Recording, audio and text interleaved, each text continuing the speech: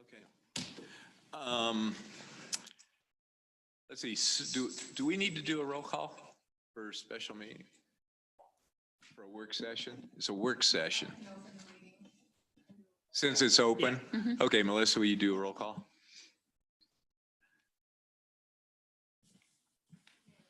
Up. Here. Mayor Pro Tem Rick Collins. Here. Councilmember Aaron Pearson. Here. Councilmember Lisa Lake. Here. Councilmember Brett Hansen. Okay. Aaron. Thank you, Mayor, members of the council. Appreciate you taking time with us this afternoon. Here to present about the Timnath Police Department building. You won't hear too much from me, I don't think, but I am going to introduce the topic. And so here's our agenda for tonight. First, we're going to introduce some folks. We'll talk about our goals for the work session, and then we'll go through the packet that has been prepared. So in terms of introductions, you probably know most of the folks on there, but we also have, outside of the staff, I'll say we have Jeff with us tonight. And then we also have Derek, who is from France and Pittman. And Sean is coming in the door as we speak. So they'll be here to help field any questions you might have and to talk through some of these things in the packet as well. I'm sorry, who is Derek? Derek, right over here, he's with France and Pittman. Okay, great, thanks. The general contractor. Great, thank you. And so tonight, what we're really trying to do is help keep this project on a timeline. And so as part of that, what we need tonight is direction from the council in terms of what this building is going to look like and getting us on course to keep it going. We hope to be breaking ground in the fall. And so we need a decision now so that they can continue with the prints to keep this project going. We'll also have an opportunity to talk a little bit about costs tonight. And so as we talk about costs, I would give credit to Derek and France and Pittman. They have done a very thorough job, literally to the point of calling subcontractors to cost out everything. So we feel we have a very high level of confidence in the numbers that we're presenting to you tonight. And so really it's an opportunity for us to present some options that we've talked about. We think we have all the right folks in the room to give you the information you need to make a decision, whether it's Chief Jones or architects, general contractors, et cetera. Everyone who you need to talk through these options.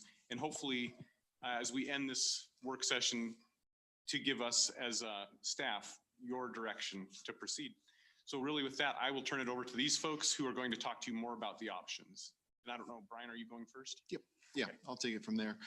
So our thought process here is we're just going to really talk through the options. But before we did that, I just wanted to make sure that nobody had any questions about the conditions of satisfaction or the cost modeling workshop. I gave you a little brief description of those things in the packet, but I know Aaron and Rick are painfully familiar with both of those topics.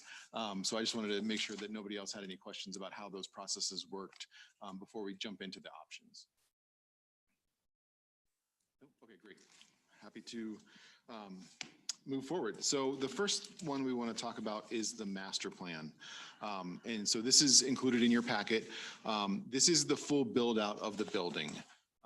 This is kind of everything that we were planning. The areas designated in red are planned expansions of the building. So this will be the only time we touch on these things today. Up in the northwest or northeast corner, there's an administrative add-on, which will be offices. In the southwest area, there is a evidence storage and evidence vehicle processing bay. And then on the very south edge, there'll be an outbuilding that's planned for storage of equipment, trailers, and supplies.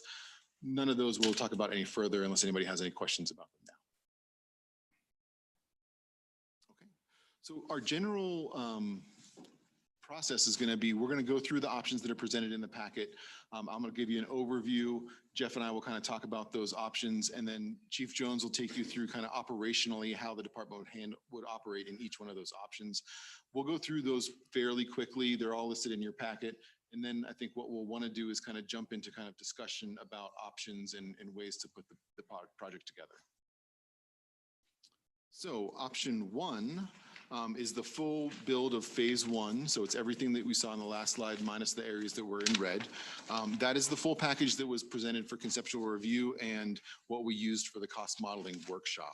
So those areas are color coded by department use.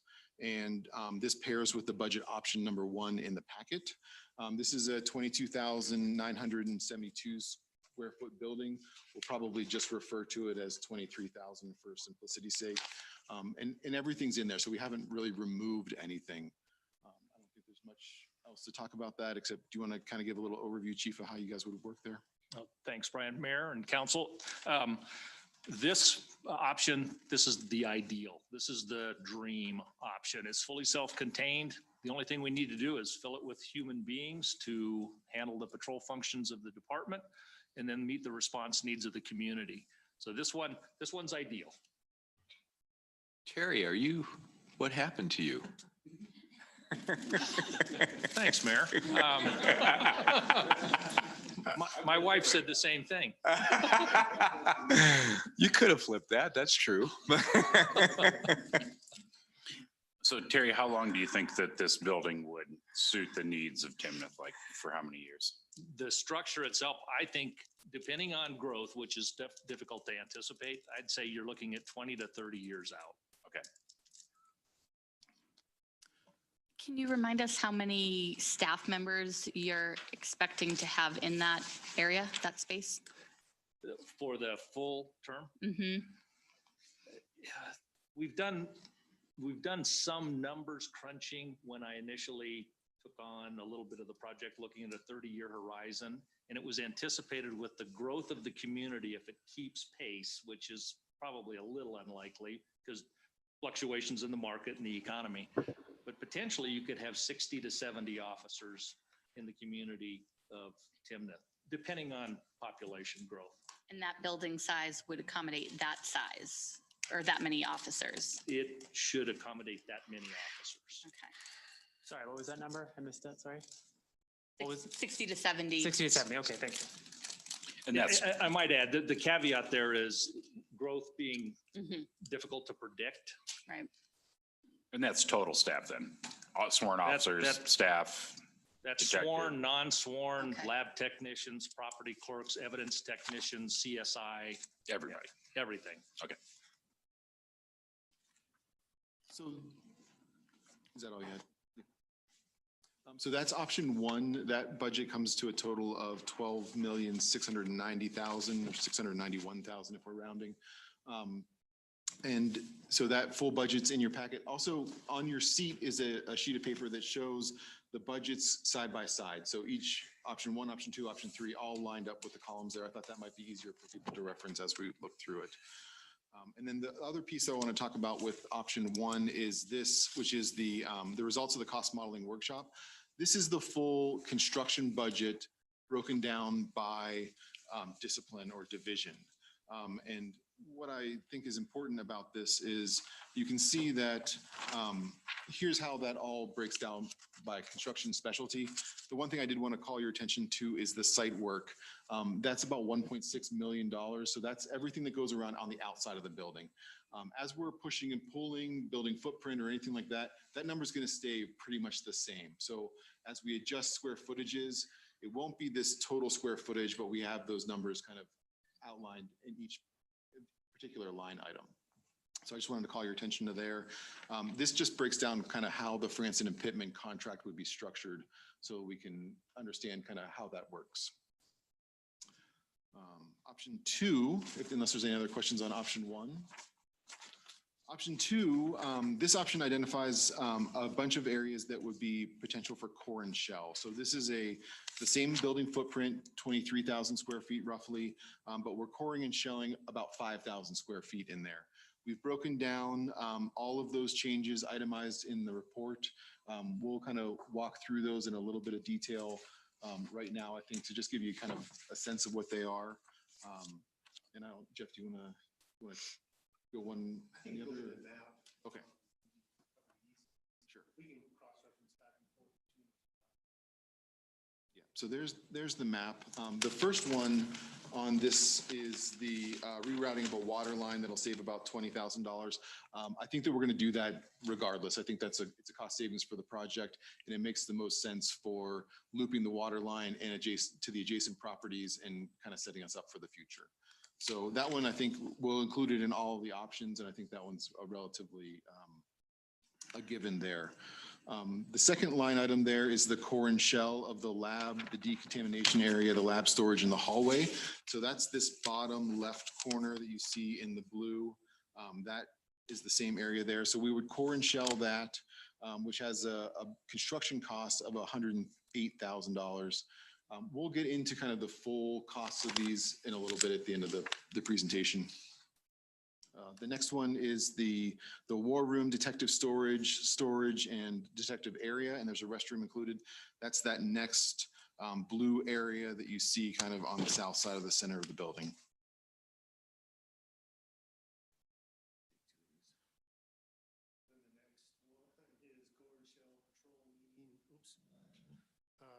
Core and shell patrol meeting room, roll call, and fitness area, which is on the north side of the building.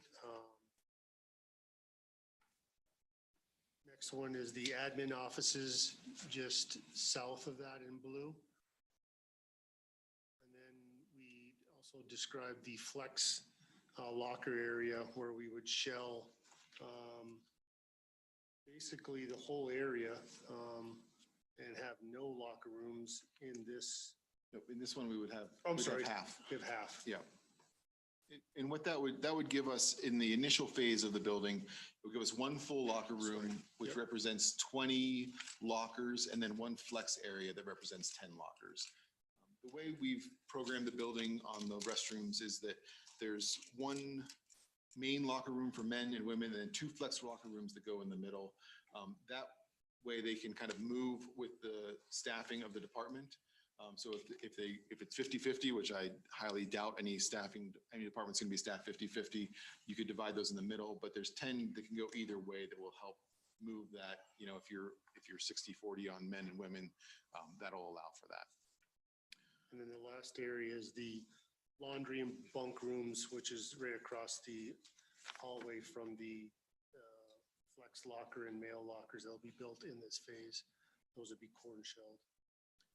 And then two other options that are more building related rather than programming related is we could move to asphalt shingles instead of the standing seam metal roof. That's a savings of about $73,000. And then we can defer some of the parking lot improvements that are associated with those additional officers in the outbuilding there for a savings of about $17,000. Hey, Brian. Yes. I know is some of this stuff going, Yeah, can I follow along with this, or are you going to talk about this later? We'll come back to that. We'll come back to that. Okay, thanks. Yeah. Yes. So Brian, in this option, would the flex locker room space would be used as either a men's or women's locker room until the extra space was built and then one or the other would move over. Is that correct? Correct. Yes. Yeah. So what we're doing is we're doing kind of one of the bigger spaces, one of the smaller spaces to start with. The anticipated staffing for move-in is about 20 sworn officers by the end of next year. Move-in would be, if we stay on schedule, around November of next year. So we'd be about 20 sworn officers then. So that gives us the ability to have the larger demographic in the larger room and the smaller demographic in the smaller room. What's our breakdown right now for male, female? About 60-40, Okay, heavy on the male side. okay, thanks.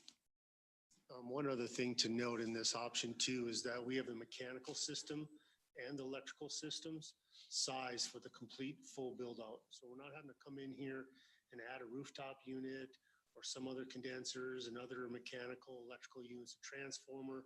Everything is sized to allow this fit up to happen in the future. Was that including the generator? I know there was quite a bit of discussion about the generator when we were there. Does include that, yes. Yeah, really, it would all be just interior finish work to put any of these cord and shell pieces in. Any other questions on, oh, yeah. Mayor and council, this option is almost as ideal as the first one. The building size, the footprint doesn't change, but the interior does. But this when we worked on this, this particular option, this is when we put the pens to paper and the pencils down as far as what could we eliminate on the front end of this to slowly grow into the building based on budget considerations. And certainly the lab is something that the department may need in the future, but it's not something I'm geared towards right now. My goal is to get the town staffed 24/7 and then the slow growth that comes along with population size.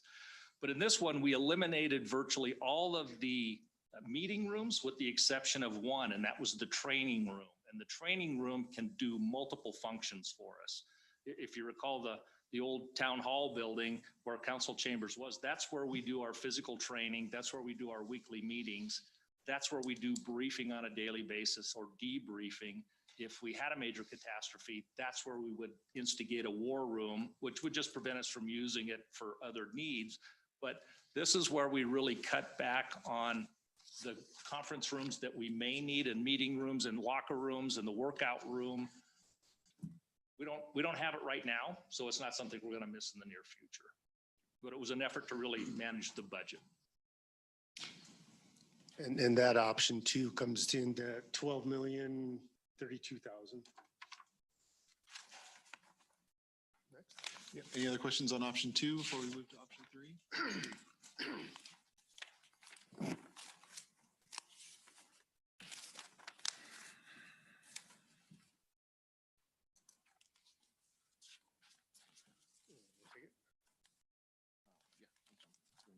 So option 3, if we want to go through each line item, we can, but in big picture, it's very similar to option 2, except that what we're doing is what's in red on the bottom south side, that becomes an addition. So it is not a part of core and shell. It would be added later at a phase 2. And we are also core and shelling as in not any tenant finishes in the training room or any of the lockers. And then the admin and roll call and fitness, that all stays the same as in no finishes, core and shell only. Chief, I have a question for you on that one there. If we were to look at the lab and the war room sections, just taken in isolation from any other line item, what are your thoughts on deferring those features? We could defer those. And from a deferment, when I say defer in this particular option with option 3, that would have to be in addition as far as additional construction in the future. Right. It's not a build out because you have the walls there. This would be made, I would consider it a significant amount of construction for the future, but it's something we can do without in the near term. Okay. Thank you. I just want to hear your thoughts on that. Brian, what about, give me some feedback regarding the mechanical system here in this one. Did we ever get any numbers, what we're talking about as far as payback if we go with a? Yeah, we got some utility costs for this building that we've passed on to the design team, but they're still kind of crunching through what those paybacks are. Is there any sort of gut feel on that? 6 years, 10 years? 7 to 10. 7 to 10. And what they're talking about is having hot water circulating heat that's helping to run this compared to electric. Yeah, we can talk about that one in a little more depth. And maybe Derek or Dave, if you guys want to chime in and give us maybe the difference between the two systems and the pros and cons kind of real quickly. Dave, would you mind? Hey, Dave, do you mind standing? Yeah. Thank you. There's a little button to push.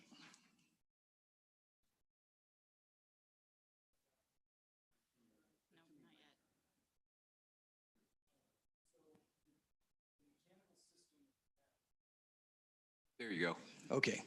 The mechanical system that's designed into the buildings is, it's a pretty tried and true system, but in general, the way it works is you have air handlers, essentially big fans with filters on them. And then you have your heat provided from a boiler that's in the building that circulates hot water by pipe to fan coil units and VAV boxes, variable air volume boxes.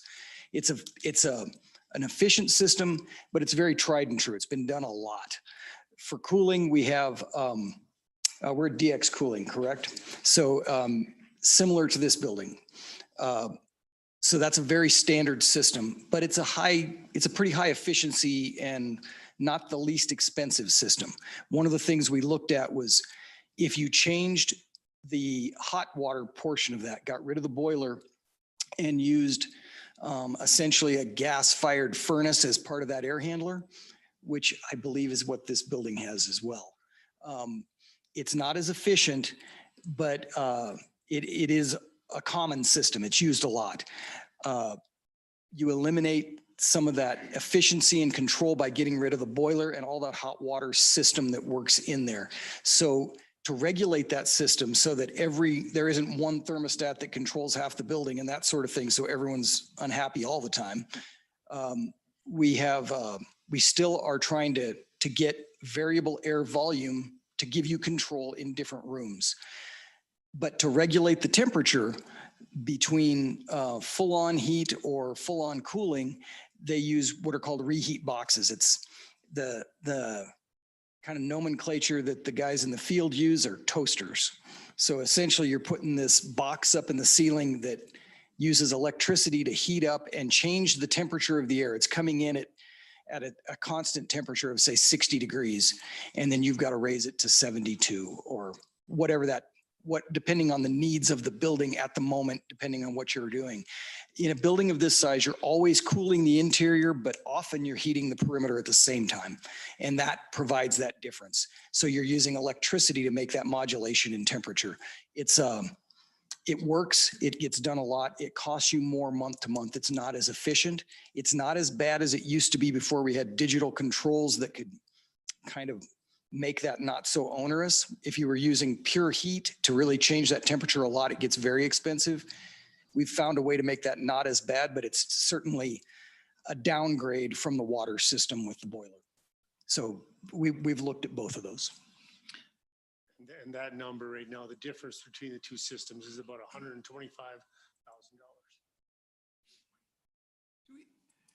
It's been my experience, and so I'm sure you're going to tell me that it's all okay, but I'm going to ask the question anyway, is that those water systems a lot of times go into failure that, if you happen to, the heat in the building goes out and all of a sudden they freeze up the pipes, or it gets corroded, something gets caught in the system. And I know that used to be a pretty significant problem with those water systems, even though, yeah, they have a lot of niceties to them. The downfalls are horrendous because you can end up totally having to take out all the drywall in the place, but if it breaks and floods there's up. a couple of issues there.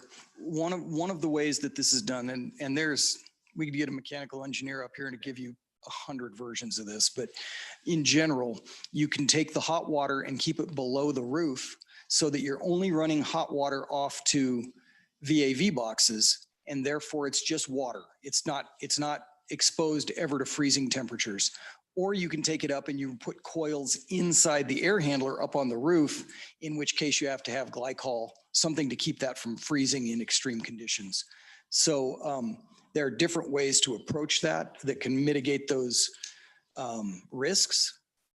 The more hot water is a very efficient way to achieve your heat. So your energy costs year to year and your month to month are lower when you have more hot water than less hot water in the system. So it's all a value judgment at that point. That's why the question of payback comes into it, because that efficiency is there. It does have to, that system with water, think of it just like any school. Virtually every public school out there, elementary, middle, and high school or higher ed, they all use hot water for their heating.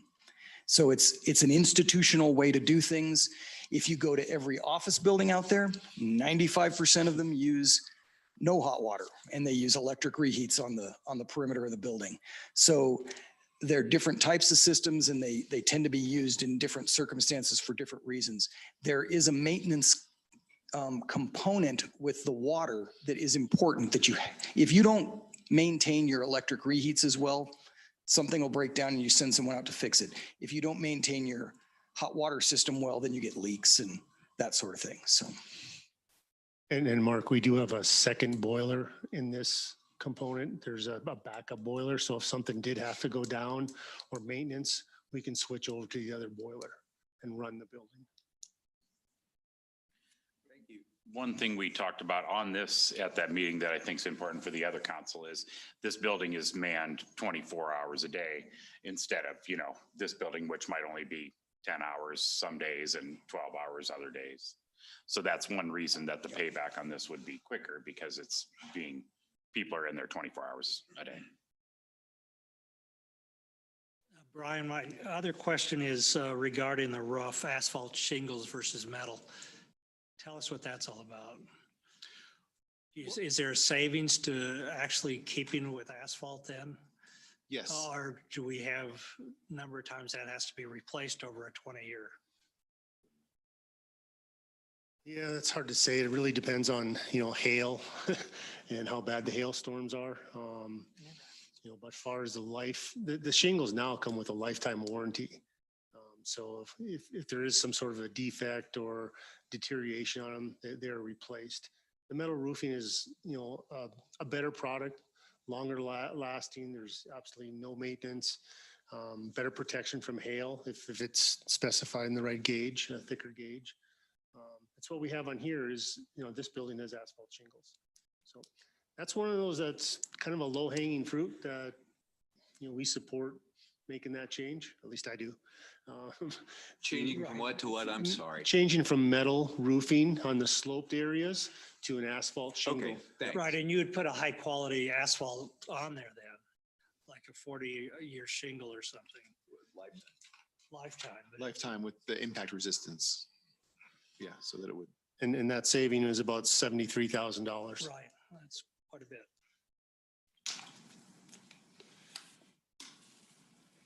Any other questions on? Yeah, I had a question regarding core and shell.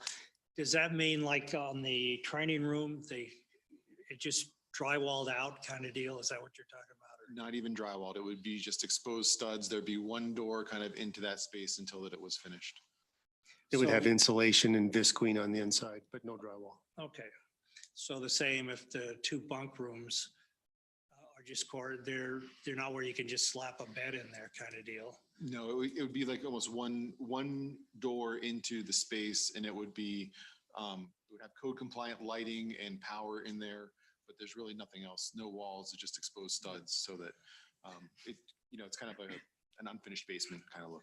You mentioned doors, so I'll bring it up. In our 2-day deal, you've done a lot of changes since that. I think at that point we were at 106 doors. You went down quite a few doors, it looks to me like. We did, so this kind of came up, those design changes between the package that is in the conceptual review and what we use the cost modeling for. As we kind of started discussing those layouts as a team, Terry had some concerns operationally about how the cells and the sally ports were right in the middle of the building, and that there was a lot more space dedicated to circulation to get people around that kind of donut, basically. So what we did in the design team kind of, once Terry brought it up, they agreed. So they looked at reconfiguring that so that the sally ports and detention were kind of in one block. They're in the northwest corner now. And then the rest of the building circulates much better there. So I think we did lose some doors in that transformation, and we lost some corridor space as well. And you also lost some bathrooms. We did lose, I'm not sure if we lost any bathrooms through that process. Maybe one or two, just because Is that right? Because I know that you had indicated the code indicates 9 to 10, and we were at 15. And I think we're still pretty close to that number. I think we're at 15 still, if you count the one that's in the detention area. And the rest of the council might ask, why are doors important? You gave us a price on doors that would run with the electrical and the door about $4,000 up. Yeah, and so what that is that's not just the door, but it's the actual electronic hardware Right. for access control at those doors. And I think Derek actually did some more digging into those afterwards. Where you have the access control on both sides of the door, we were originally thinking that was going to be a double amount. It wasn't. It was really, I think about 20% more if you had it double loaded for those. So that actually brought some of the costs down a little bit as well. On the Sally port, what kind of doors did we go with on those? Because I know that it ranged from a door that would just stand up to a door that would fold up, and the price was horrendous. There was, I'm not sure, do you remember which one we picked, Derek? I think yeah, I believe we're still on the coiling door, which has a little bit better operational use. That's one that's around 35,000. It was real expensive. I think yeah, Derek will pull that up. Yeah.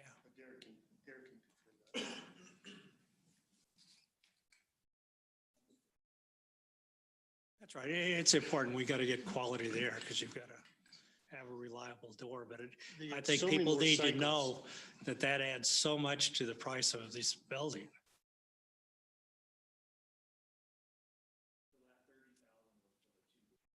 For 2 doors? Yep. But we need 3, don't we? 2 on the left or 1 on the right? I'm trying to think with the building, isn't there 3 doors? There's two roll-up doors there in Okay, I got the you. northwest I got you. corner there. Okay. There would be one in the kind of expansion, not the expansions we're talking about, but we talked about in the master plan. There's one more in that expansion. Okay, It's on the very south side of the building. thanks. Any other questions on option 3? So the option 3 pricing at the end, the all-in project is $11.4 million. So we're talking about between 12.7 and 11.4 is kind of what these 3 options look at. Option 3 basically takes all of the options that we've outlined here. Option 2 is kind of in the middle ground, and then option 1 is the full build out. Any other questions about those options? We have a couple other things sitting in front of you. I mentioned that there's one spreadsheet sitting in front of you that is the 3 budgets together. Then there's another 11 by 17 spreadsheet that we had promised for you in the packet. And what this one does is it talks about it doesn't talk, it's a spreadsheet. It lists the options that we talked about. It includes the FF&E, which is the furniture, finishes, and equipment associated with those spaces as well. Those FF&E numbers are not included in Franson and Pittman's costs. Those are owner costs. So as Jeff likes to put it, Franson and Pittman is basically responsible for everything that if you picked up the building and you shook it, everything that stays in there is what Franson and Pittman's responsible for. Everything that falls out, the owner's responsible for putting it. So that's desks, tables, chairs, so the equipment for the lab, not the cabinets in the lab, but the equipment for the lab, the fitness equipment that would go in the fitness workout room. Those are the examples of what is in that FF&E number. And so there's 2 things that I want to kind of talk through on this spreadsheet. The first one is when we went through those options, we didn't give you the line by line numbers for the FF&E, but they were accounted for in the total project budget. But here we've broken out the FF&E numbers by those line items so we can kind of look at them on a one-to-one analysis. The other spreadsheet I have that's not in front of you. Brian, I'm sorry. So, but is the FF&E here or is it? Yes. Okay. Yeah, so if you look at that, Mayor, the FF&E is down in the phase 40, the last chunk there. Okay. I thought it was, but so you said the FF&E aren't shown where? So they're not in the yeah. construction costs. Where you got a difference is like on option 3, it says that if you do everything they say change-wise, you lose $1,073,000. That doesn't include FF&E. If you take $1,073,000 and subtract it from the option 1, it doesn't come out to the bottom line on that one. There's a hidden number of about, I don't know, A couple $100,000.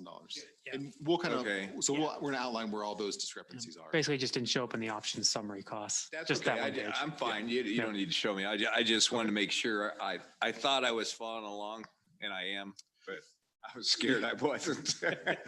Well, so what, the Franson and Pittman, the hard cost numbers are the line 30.01 in the budgets. So you can see that's the overall core shell on-site. That's the guaranteed maximum price contract. So that's their piece of the project. And then everything else that's outside of that, you see listed here. So, we have soft costs, which are basically the design and project management costs, the tap fees that we'll pay to Fort Collins Loveland Water District to serve the building, all of these other costs that are itemized in here. Let me make sure I got that right. So the hard costs are the guaranteed costs from Pittman. Well, there will be what we sign the guaranteed maximum price contract for with Franson and Pittman. So option one would be 10.9 for just the hard costs. I'm just trying to figure out which. Option one is 10.5 hard costs. So there, let's just walk through the budget line by line real quick to Wait. go over it. So just a sec, because I think I hear the difference. Is it that 419? That's the The contingency? contingency, yes. Yeah. So see, you were right. Yeah, it's a first line on that list. Yeah. It's the first line. I like gotcha. Brian said it's 30.01. I got you. And then Okay. we have 4% owner contingency on top of each one of their GMP numbers. Their GMP number also can, right now, because the design is early on, is carrying 6% contingency for any sort of material escalations or things that may change from now until we start building the project. So if you put this thing out to bid and we're thinking it's guaranteed at 10.5 and those bids come back in and they total up 11.3, then what do you do? Well, it depends on what the situation, they get fired. No. But they usually are pretty close. Then, right? Yeah, if the scope is the same that, that the drawings have for 10.5 right now, we are, as a team, we are very comfortable and confident that they will hit the 10.5 number. I'd be very surprised if it's off, even with them using some of their contingency. If it was off by that much, then we've got bigger problems. I just don't see that happen, Rick. I have one question. I know that we had talked about this in one of the 11 hours that we were in our meeting.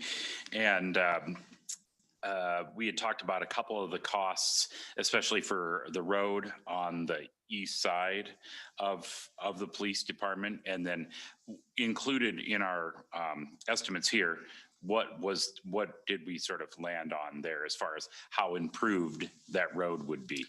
So in the base package in option one, we're improving that road to the required cross-section, which is very similar to the cross-section of Timnath Trail, which is the road that runs on the south side of the project.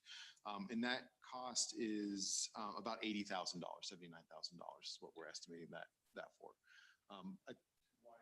To widen the road. Yep. And is there ability to get some reimbursement on any of these improvements as the development rolls out? Technically, yes. So there's two places where we're benefiting other properties. So the first one is when we bring the sanitary sewer in. So that's going to run through the adjacent property. Like right now, the entire fuel property is one piece. So the sewer connection actually is on the south side of that. And then, so we'll be bringing the sewer up through the property. So that would benefit the development of the property adjacent to us. South of us. Well, to the east of us. East. If it's east, we own the east property. Correct, yes. Yeah. So there isn't, we're reimbursing ourselves then. Well, I wanted to get to that, it's benefiting the property, but there's nobody else to reimburse us for So that. there's no reimbursement from a Correct. real I practical wouldn't- standpoint. I wouldn't say that it was a reimbursement, but we're benefiting the property, so that would generally increase the sale price of that property because there's more services applied to it. Okay. So, and this road would be the second one that's the option there, where when that development comes in, there will be a requirement to improve this road. we've done a traffic analysis on it. It can kind of stay in the existing condition with just the police services going to it. But depending on what the ultimate configuration is of that adjacent property, you know, it will need to be improved to an actual road section. Got it. Thanks. Along that same line, how do you figure out as a planner then what size of sewer to run through there? Not knowing exactly what kind of development you're going to put on that other side, because I don't want to find out that we run a sewer line to save money and then all of a sudden decide we're going to use that for a purpose that requires a bigger sewer line. Yeah, the sewer is sized for the zoning and the intended use. And so just about whatever. It's standard. Yeah. Well, but I don't know that it's standard, but it's sized appropriately for the land use that's intended for that parcel in total. Right, and I don't know if we know what the land use is going to be for sure yet. Well, we don't, but we do have let's say a zoning for it. So we know the let's say the minimum and the Right, I maximum that understand could be in that zoning. So What's the zoning on there? Just curiosity, Don. So Isn't it commercial? it is commercial. it's commercial, yeah. Yeah. It's Okay. neighbor, Well, and it's community. It's commercial. community commercial, which Okay. theoretically could have a small percentage of residential. Is that true or false? No, zero? Zero. Okay, so that tells me that the sewer is probably sized for sure. Good enough. The only thing that would change sizes in sewer from what you're predicting is if something that was commercial got changed to residential. Right, Then- and then a you'd have wise to man go- once said at the start of these discussions that he could probably get rid of that property overnight if we went to condos or apartments. That's probably true. Yeah. Probably true. But again, we might have, not might, we would have some trouble with sewer as it relates to that particular basin. If all of it went to, let's just say, multifamily, it probably would not work. Yeah, and the far eastern piece of that, my understanding is supposed to be a drainage area. Well, For the whole- there's the a whole- detention pond. A there. detention pond for the Yes. whole area. Hopefully we can take some of the dirt from there and use it over on the piece for the police side. Well, I think we've exhausted all of that, Yeah, not knowing what's going to happen there, for sure. Okay. Thanks. Sure. But since you brought up detention, we will have a small detention pond on our site, which will actually decrease this required size for the detention pond downstream. It's on the other piece of property, so that will give us a little bit more space on there for development. Is that considered storm drainage then? Yes. Will we be able to use some of those restricted funds to cover that?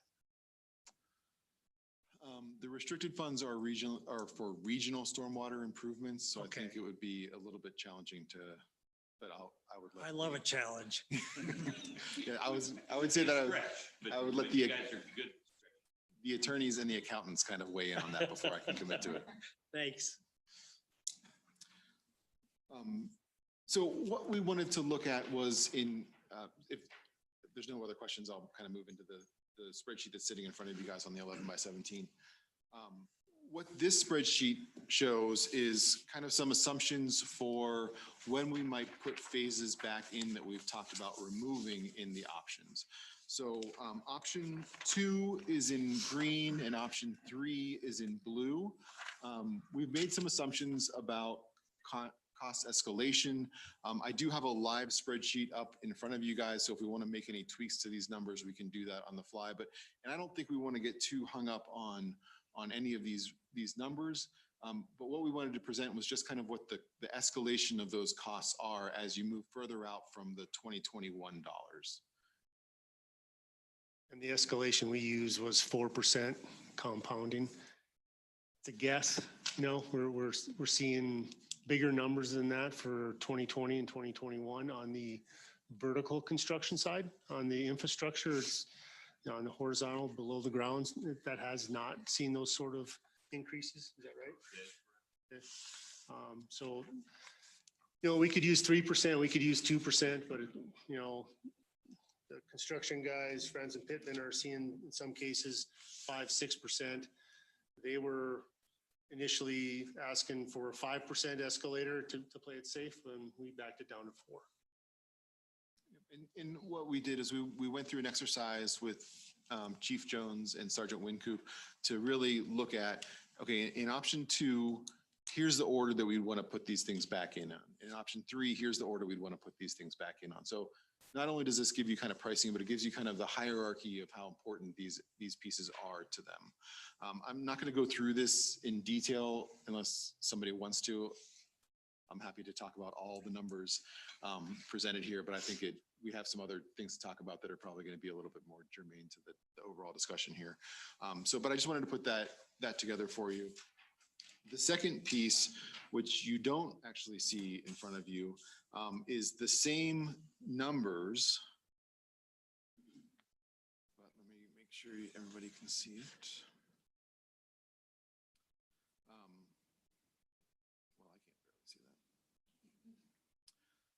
But what we've done is we've taken all of those options and I put them in the columns here, and you don't have to read the numbers. I'll tell you what they are when we get to the bottom of them. But this allows us to show kind of, here's what option 2 looks like. So at the very bottom, we have the project costs. The option 1 project costs are the total amount. In option 2, you can see here that we're at the 12 million. And then at option 3, we're at the 11.4. What this will be able to allow us to do is to kind of move these options around a little bit and see if there's a better fit. You know, we worked through option 2 and option 3, but I think there's I wouldn't say an endless number, but there's a lot of other configurations I think that would be acceptable to the department. You know, and Terry can kind of, as we talk about through those, Terry can kind of weigh in on what those implications would be. But I think he's kind of talked about each one of these scenarios and how the department would operate. So I think we have a pretty good handle on that. So this is kind of more of a worksheet for us to kind of work through together if there's other scenarios that we want to look at. And with that, I would love to just open it up to questions or discussion about the project in general or in specific. I mean, we have all of our experts here to get into any details that anybody is interested in getting into. I'd love to propose an option if people are open to it. So I ran through some of these numbers a little bit with Brian already. First, I guess I'll make a comment about, you know, the lab and the war room. You know, multiple options. They're slated as, you know, this doesn't have to be finished now. In the build out schedule, we're talking 2035 and 2031. That to me says we can defer this and it makes a significant dent on the cost.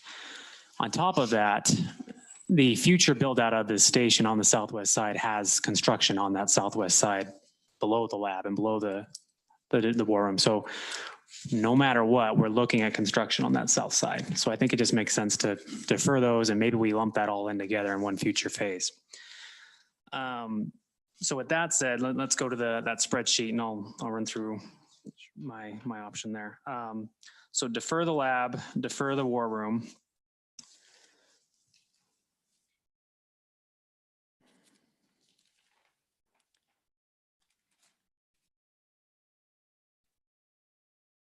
So defer the lab. Yep. Defer the parking improvements related to a future building and defer the north-south street improvements. And then core and shell half the locker room space. That's that, yeah, one below there. 58,460 from option 2 if you're down one box. Yep. And then I guess we talked about as well, so rerouting the water line and the roofing.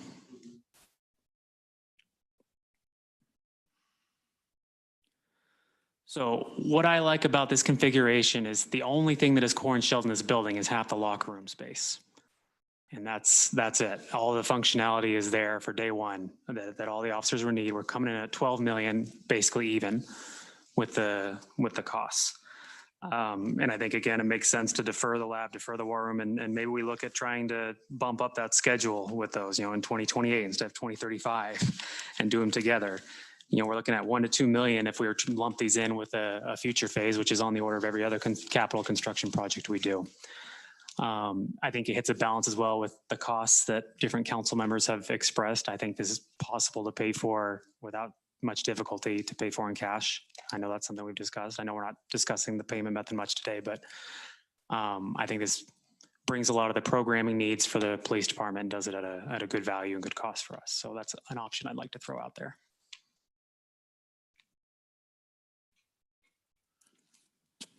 Yeah, I did basically the same kind of thing. I looked at it two different ways. I take an option 1 and try to figure out what to subtract, and option 3 and what to add. So off of option number 3, what I did is add back in the meeting room for roll call and fitness. So you'd add back in 56,000. You would add back in your legal and conference room up front. So you've got a conference room at the front of the building as well, 29,000.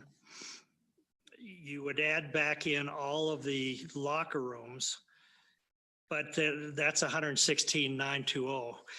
But then you would go ahead and just subtract out half of it, because I'm wheeling off of number 3. Does that understand? So you'd subtract out the 116, but then you would, or you would add in back the 116 and subtract out the 58,000. So half of them would be there. You would then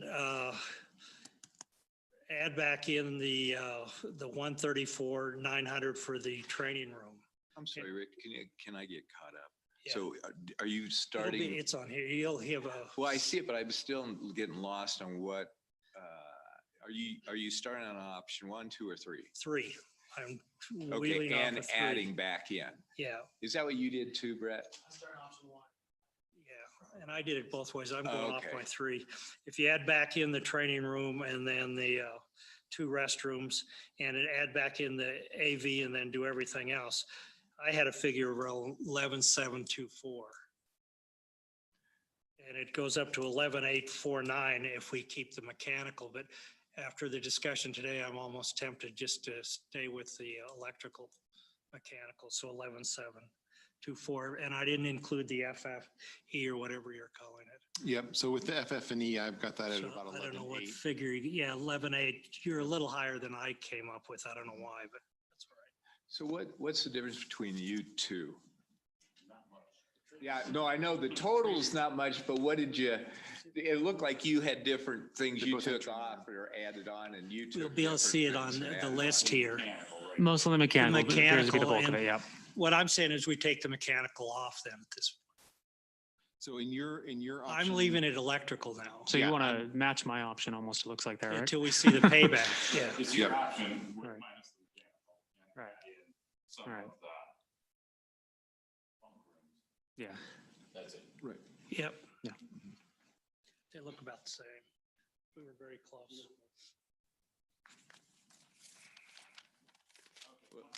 Go ahead. Go ahead. Go ahead. I guess the elephant in the room is how we're going to pay for this. And at some point in time, we have to talk about this.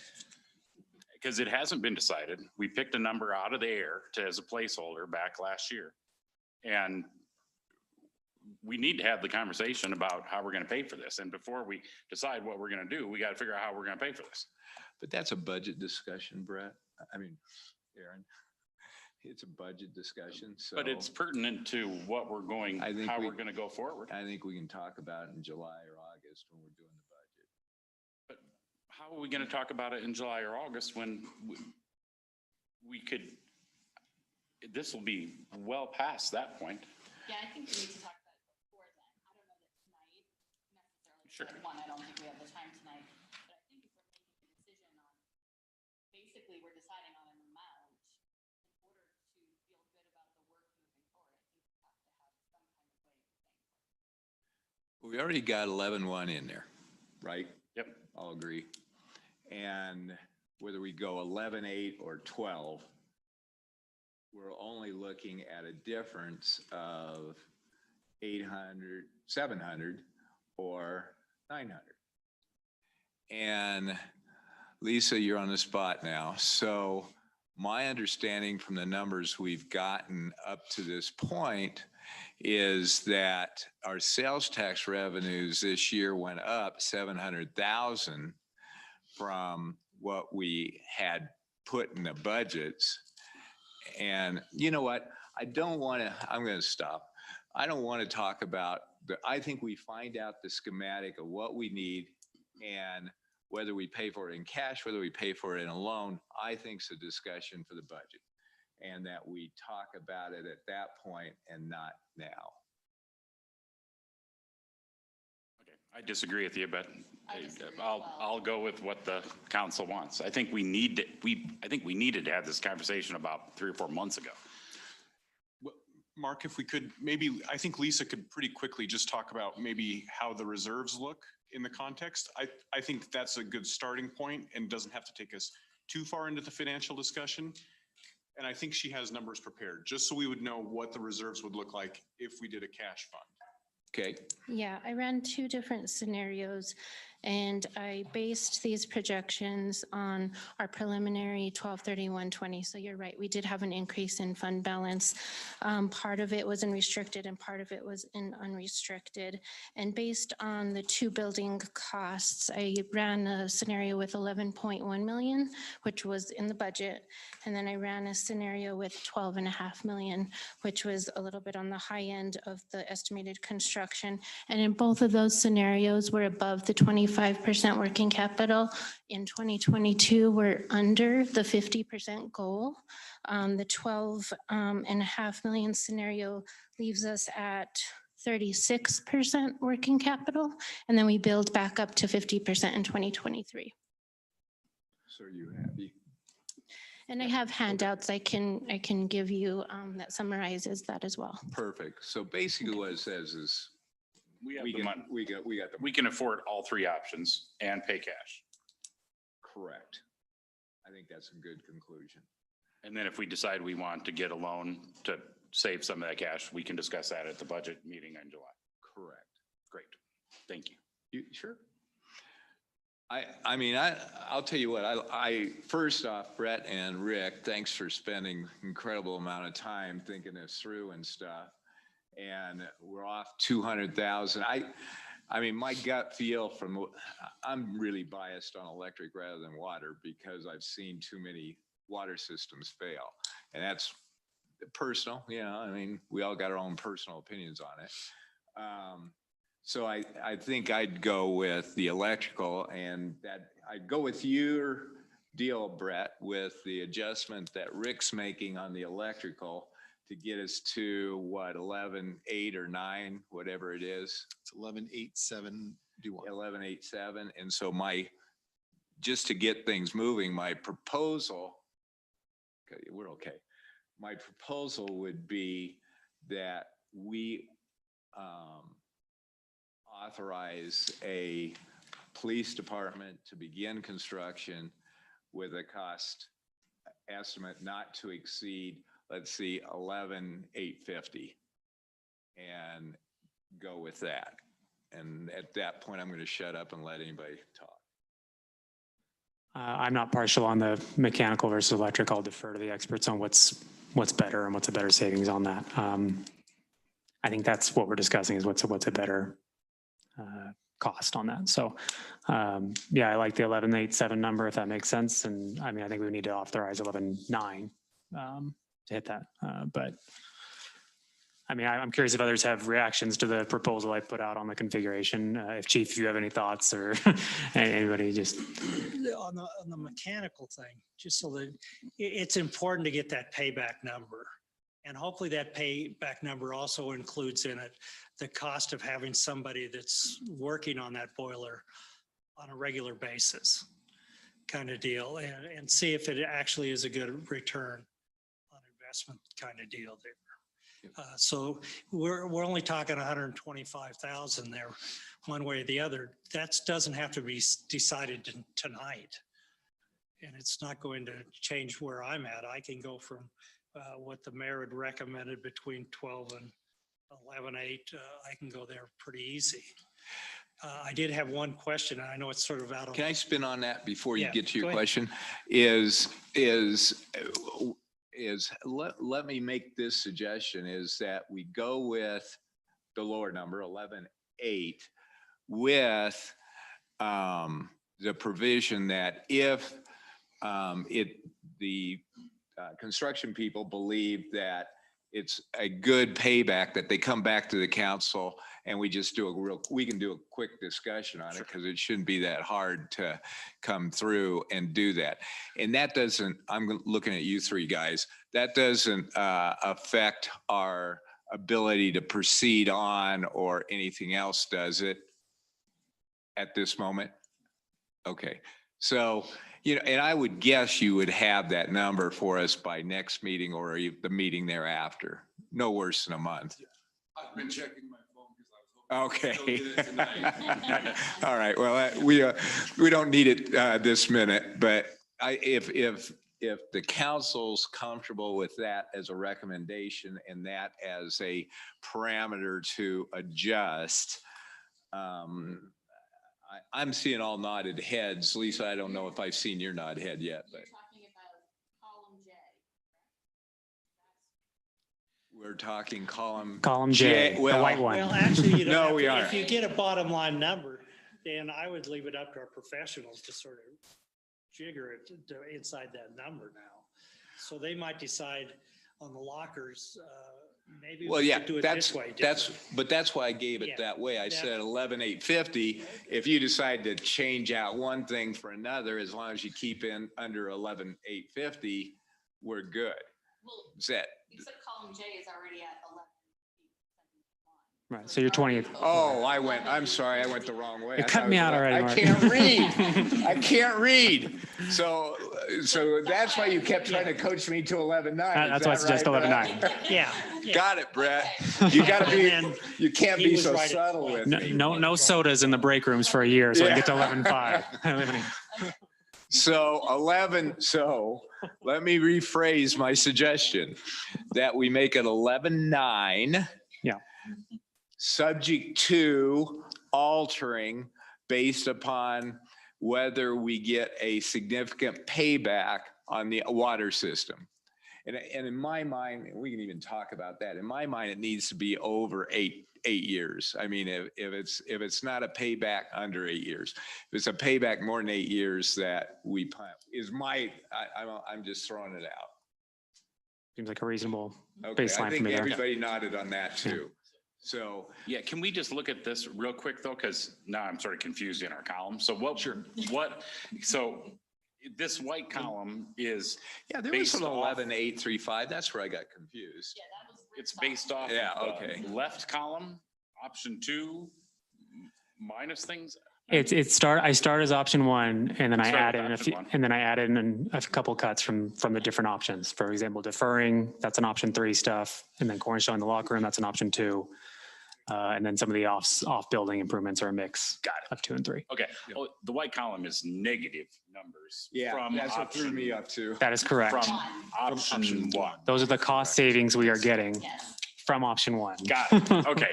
From the full Now building. I am 100% on board. All right, All right. now that we got everyone, I think 100% on board. Are we okay Yeah, I just with? want to go back. to And the question. Melissa, would you write this down very clearly so that we've got this figured out? You know what might not be a bad idea is if you could give your chart to Melissa, and Melissa, you put it in the minutes for this meeting, that chart.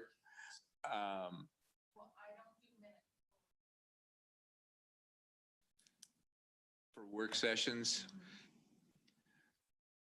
In the work session, the council can't make any, you can direct staff, but not make any. Yeah, I don't know if you What have this findings, but on I your know, computer could- upstairs. So Or I'm you saying can we revise take a that as a sheet. direction to staff and that we all have it down how so about, that we all agree What that I'll what do we is said. I'll put a summary and a plan together for the consent agenda on the next meeting that you guys can approve at that That's point. perfect. My Is there other- anything, oh, I'm sorry, you Yeah, had a no, question. I had another Go. question. Yes, It's- you did. It just, they're so thorough, they probably already did. What happens if we do build out half the locker rooms and that? Do you go ahead and purchase the other lockers and put them in storage until? That might be something, we look at what the cost to do that is. Because it would look really helter-skelter all of a sudden to have half of them look weird versus the other half look weird. And the other one is, I know they're very expensive. In the storage or the file room, we were looking at putting tracks.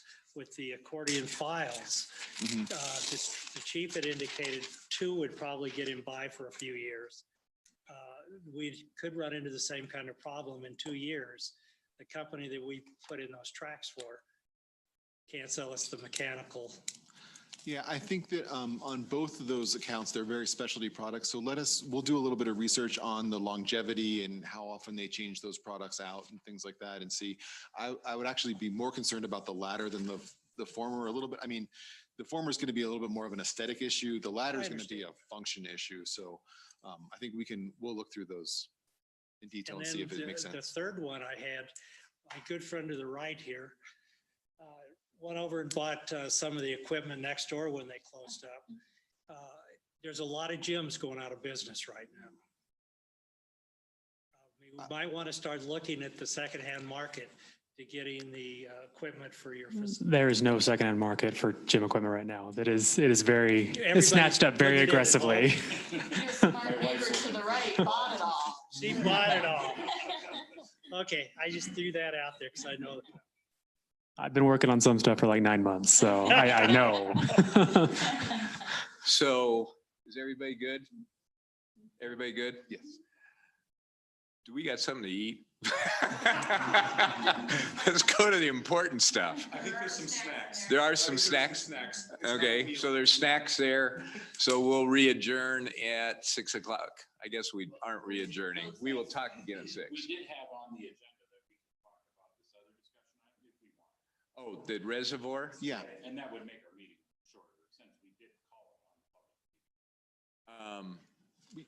Other than wanting to go to the restroom real bad. Yeah. Go to the restroom, we can do that, come We back can in cover 5 the- minutes, 10 minutes. 5 minute or 10 minute. Okay, yeah, let's take a 4-minute break and come back. Yeah, I think we can do the reservoir, I think, in about 15 minutes. So, Okay, and I'll try to be even faster. okay.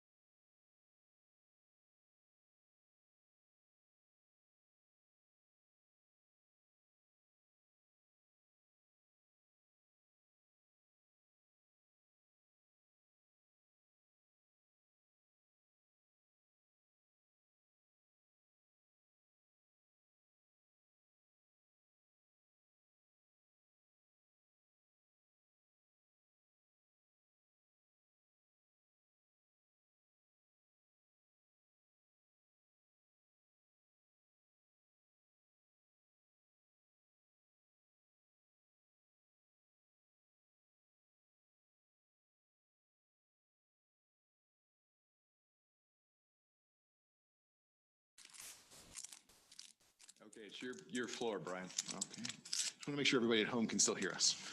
Pardon? Just want to make sure everybody at home can still hear us. Oh, okay, yeah, I'm sorry. Okay, so we're here to talk about the Timnath Reservoir Phase 2 improvements. We did talk a little bit about Timnath Reservoir back on December 8th when we were talking about the first phase of the improvements. That was the wall that's currently under construction. I have a video that we can look at later on if anybody's interested, but I don't want to take the time for it right now. And we're just going to kind of breeze through this. I'd really encourage anybody to kind of stop us if we get something that you guys want to get to in a little bit more depth.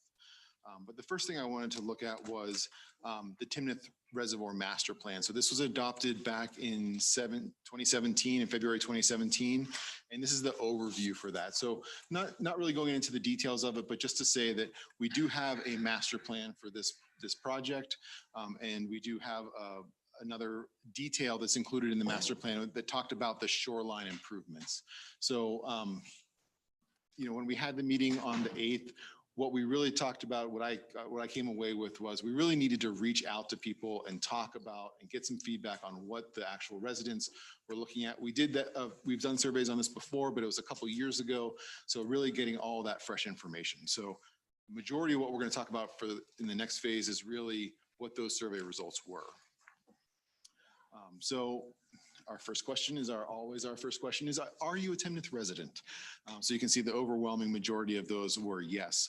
We did receive 575 responses to this survey. That is far and away more responses than we've ever had on a Parks and Rec type survey.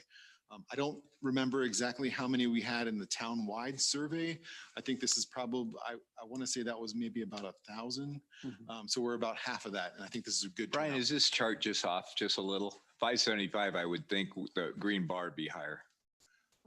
It might be. I didn't actually generate these graphics, but That's okay. 520 But 575 is right, because this I think looks it's like 527 425 actually. or so. Yeah. Mayor, it's actually 527, so that would be closer. 527. 527, okay. I transposed my numbers, as I am wont to do. This one, so we start off with these with a little bit of demographic information. How long have you been a Timnath resident? So you can see that there's a lot of people in the 0 to 1 and the 1 to 3 that were respondents to this survey.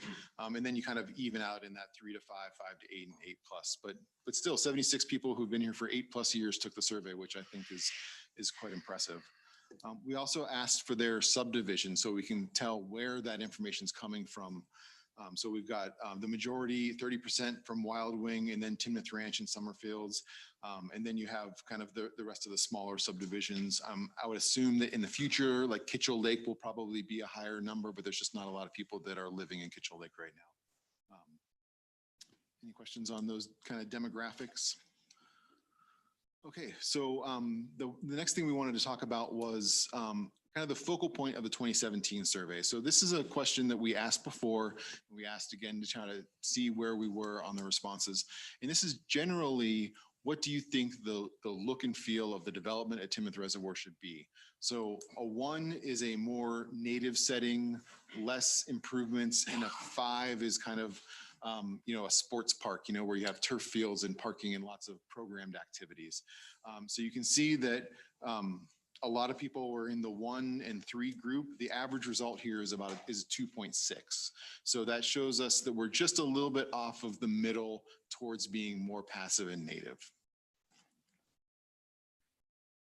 The next one is our survey of reservoir use. So these are kind of the large chunks of uses that we see at the reservoir. And then how they scored. And so each person that took the survey was required to answer every question. So you had to enter 1 through 5 for each one of these things, with 1 being the least important and 5 being the most important. So everybody who took the survey scored every single question. So you can see that trails were far and away the highest score at 4.2. If we go in order of actual scoring, non-motorized boating came next, then active shoreline development, then fishing, then birding, and motorized boating came in actually last. What was surprising to me was the number of people who voted 1 on motorized boating, because that's something new for the results that we've seen. We haven't seen kind of a push against it. This is the first time that we've really seen that. And it's a correlation directly to the non-motorized boating. So the almost the same number of non-motorized fives were ones on motorized. Not that that means anything, but it's an interesting Stuck number. in my wake. It's a good data point for the discussions we've had about people wanting to increase motorized boating time. The next one is kind of where should we be spending our money next? So this is the question that we asked is, when we're doing the next set of improvements, what's the most important to you? And we kind of broke it into two groups, trails and then the shoreline development. And they actually scored similarly. Trails scored higher, which is a little bit different than what we've seen before, but we were expecting them to be pretty close. So 4.1 was the average score on trails and 3.7 was the average score on shoreline. If you combine those and rate it out, it ends up being about a 53-47 or 55-45 kind of split in that vote. So what that tells us is that we really ought to be focusing a little bit more on the trails than we had been before, but there's still a want for some shoreline improvements there. Yeah, and I think that's a key point. That's the kind of stuff I hear is people just love those trails. And man, now that I'm on rehab and walking all the time, you go over there and those trails are used. I mean, and people love them. Yeah, I've been out there a fair amount. It was surprising, like when we got that snow, how much traction there was in the snow. Because then you got a great indicator of how many cars are parking there, how many people are out there. You see a lot of dog footprints out there. And a lot of people walking around there. Ancillary to this is I was talking to our contractor who's out there.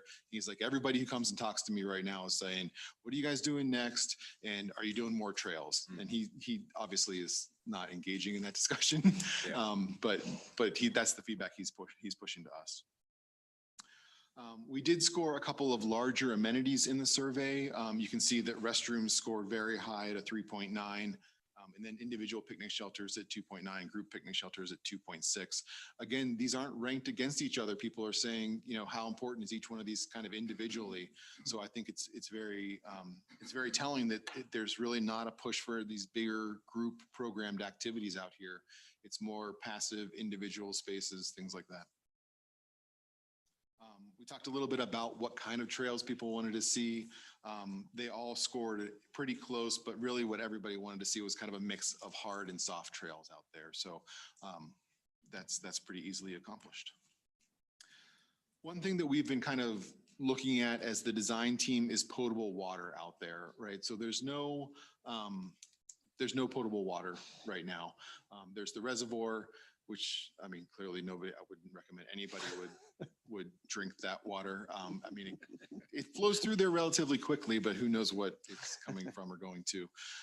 So these were surprisingly low to me. I thought that a lot more people would score, especially the drinking fountains, as high importance, but they didn't really come And you out know with it. why? Most everybody brings their own water. That's exactly right. They're Yep. carrying their water and stuff. So to have a drinking fountain, they'd feel it'd be obtrusive rather than helpful. Right. And the reason we wanted to ask this question is it's not an inconsequential cost to put a water service out there. So, obviously there's the water tank, there's a transmission line that runs out there. So it is possible, but it's not a small dollar number. I think your survey sort of indicates, hey, if I have a choice between a water fountain where you have to spend a bunch of money to run the plumbing in and an extra half mile of trail, give me my half mile of trail. And that's our interpretation as well. Well, and in COVID days, I don't think you're going to have drinking fountains out there. That's a good point. There's health, it's a reason why at Harmony, you have to get a bottle of water. Yep.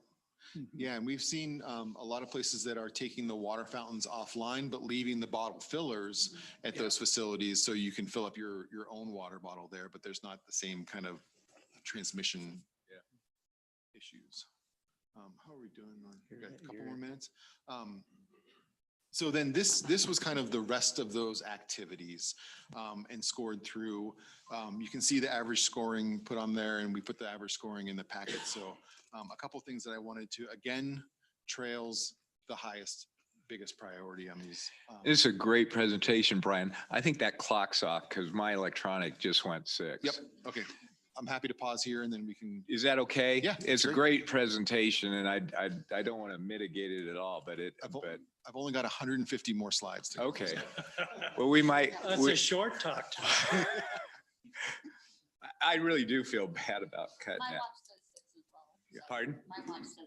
Okay, yeah. Would you get that fixed sometime? So the clock. Yes. Because I look at it instead of my watch. So Brian, we're at your bait and call on setting up the meeting when you're ready. The We're live ready? stream's going, everything's ready. Oh, ready? Okay, Yep. good. So Melissa, do we need to do a call of order now that we're all in person? Okay, Melissa, please do a call in order. Yes. Call the February 23rd regular meeting to order. Mayor Mark Sukup, Here. Mayor Pro Tem Rick Collins, Councilmember Aaron Pearson, Here. Councilmember Lisa Lake, Here. Councilmember Brett Hansen. Here. All right. Any amendments to the agenda, Aaron? Okay. Any public comments, Melissa? Okay.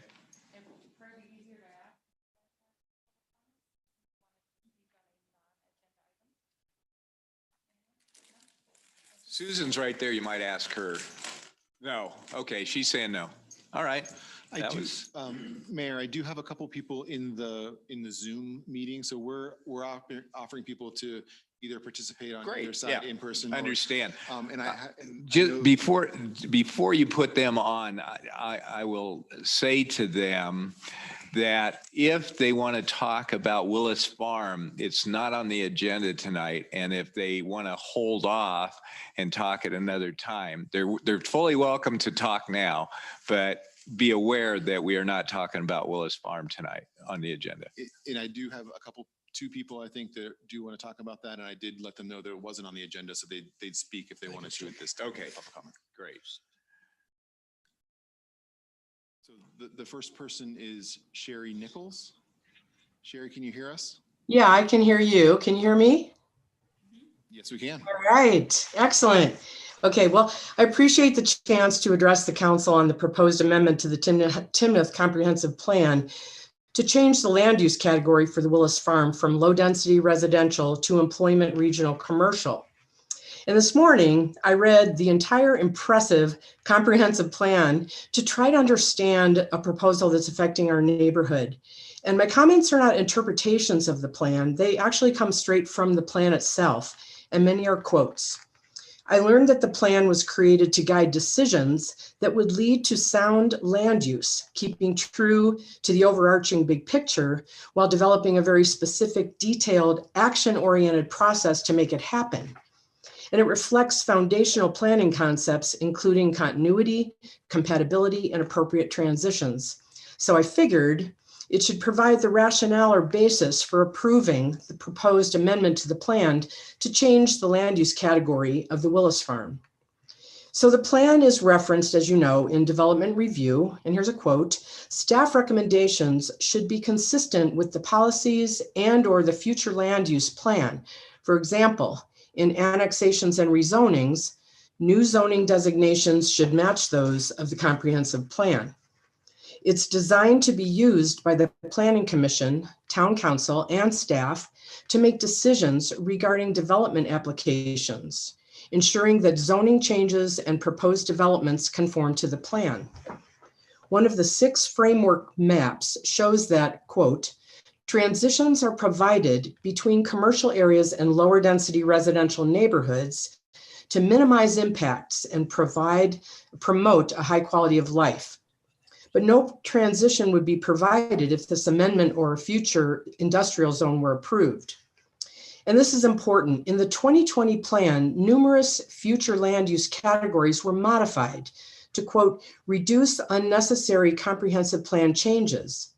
However, low density residential was one of the few categories that did not change at all.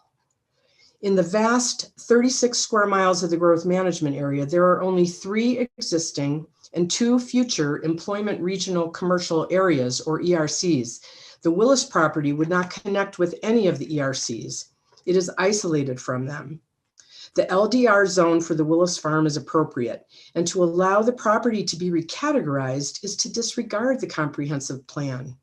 It's neither compatible with surrounding existing and planned uses, nor does it provide continuity or appropriate transition. So what is the basis for the proposed amendment for this property? Well, this question is answered throughout the comprehensive plan. There is no basis. The proposed amendment would be fundamentally inconsistent with the future land use plan. So I believe, and my husband agrees with me, that staff and the town council should uphold the Timnath comprehensive plan. And thank you so much for letting me speak about this issue that is not an agenda or discussion item. We just want to be in the front end of it. Thank you so much. Thank you. Do we have anybody else there, Brian? I do have one more. Okay. Randy and Edie Stout. Can you hear us?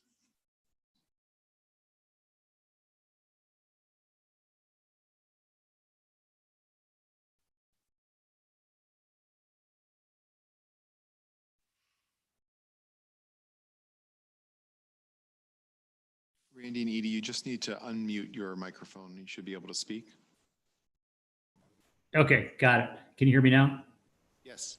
Okay, appreciate the opportunity. As Sherry said, we realize we're not on the plan, but we really want to kind of be on the front end of this and make it clear that we have some input, even though we're not part of Timnath right now.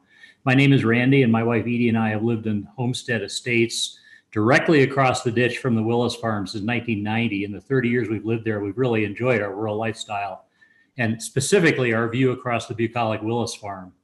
We know the Willis Farm will be developed, and while the current agricultural zoning is wonderful, we've come to accept the fact that it's going to get developed in the town of Timnath, by the town of Timnath. The comprehensive plan designated as low-density residential, and we feel this integrates very well with the existing neighborhoods to the north, both Homestead Estates and Timnath Meadows. We feel really strongly that changing the comprehensive plan from the low-density residential to the employment commercial is probably not in our best interest, and we really oppose that. So appreciate you listening and look forward to speaking again when it is an agenda item. Thanks for calling in. That's all I have. All right, great. That concludes the public comment, unless anybody else says so. Okay. Consent agenda payables. Do I have a motion to approve? So moved. Do I have a second? Second. All those in favor say aye. Aye. Okay, motion passes.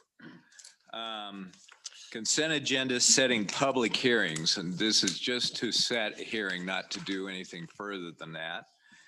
And so do I have a motion to approve the setting of a public hearing for setting for amending the land use code? So moved. Do I have a second? Second. All those in favor say aye. Aye. Motion carries. Consent agenda other. This is a consent agenda to approve the special town meetings. These were employment. Their employment. Do you want to help me there? They were employment-related special meetings, right, Robert? Town attorney. Town attorney. That's right. Employment-related executive sessions and Great. just approval of the minutes from those. Great, thanks. And a resolution approving the law enforcement between Town of Timnath. This is the same agreement that we've had with Larimer County for how many years, Terry? Since 2006, so for 14 years. For 14 years, okay. Do I have We motion? might need two Oh. separate motions here, maybe. One for the meeting minutes, I would think, and then one for the resolution itself. Or can it be one? I'm just making sure. You can approve 6A through 6D all with one motion. Thank you. Sure. So moved. Okay. Great. All those in favor say aye. Aye. Okay, motion carries.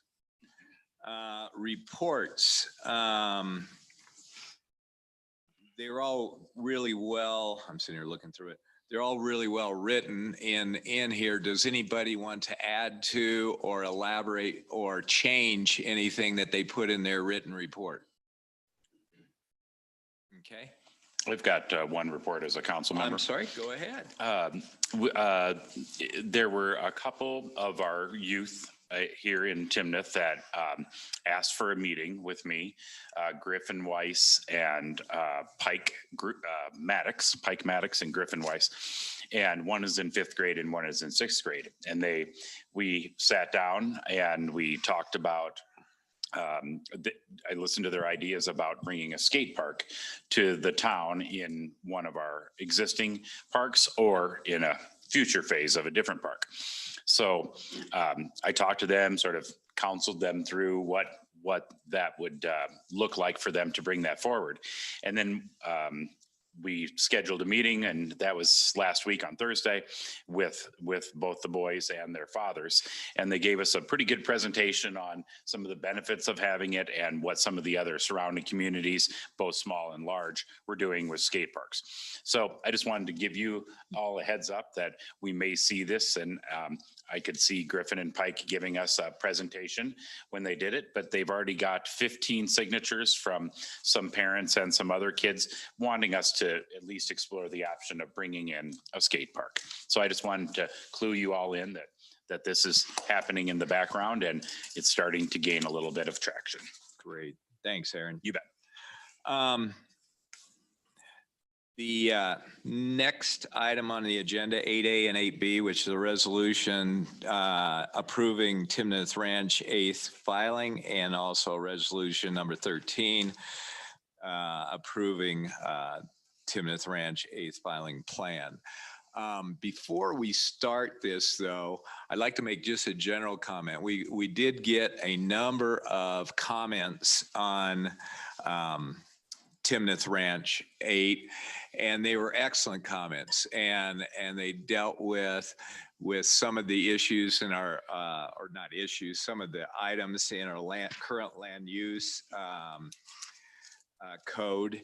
And because of those comments, staff has going to reconsider and think through a few items on there, and I'm going to turn it over to you, Matt, to further elaborate.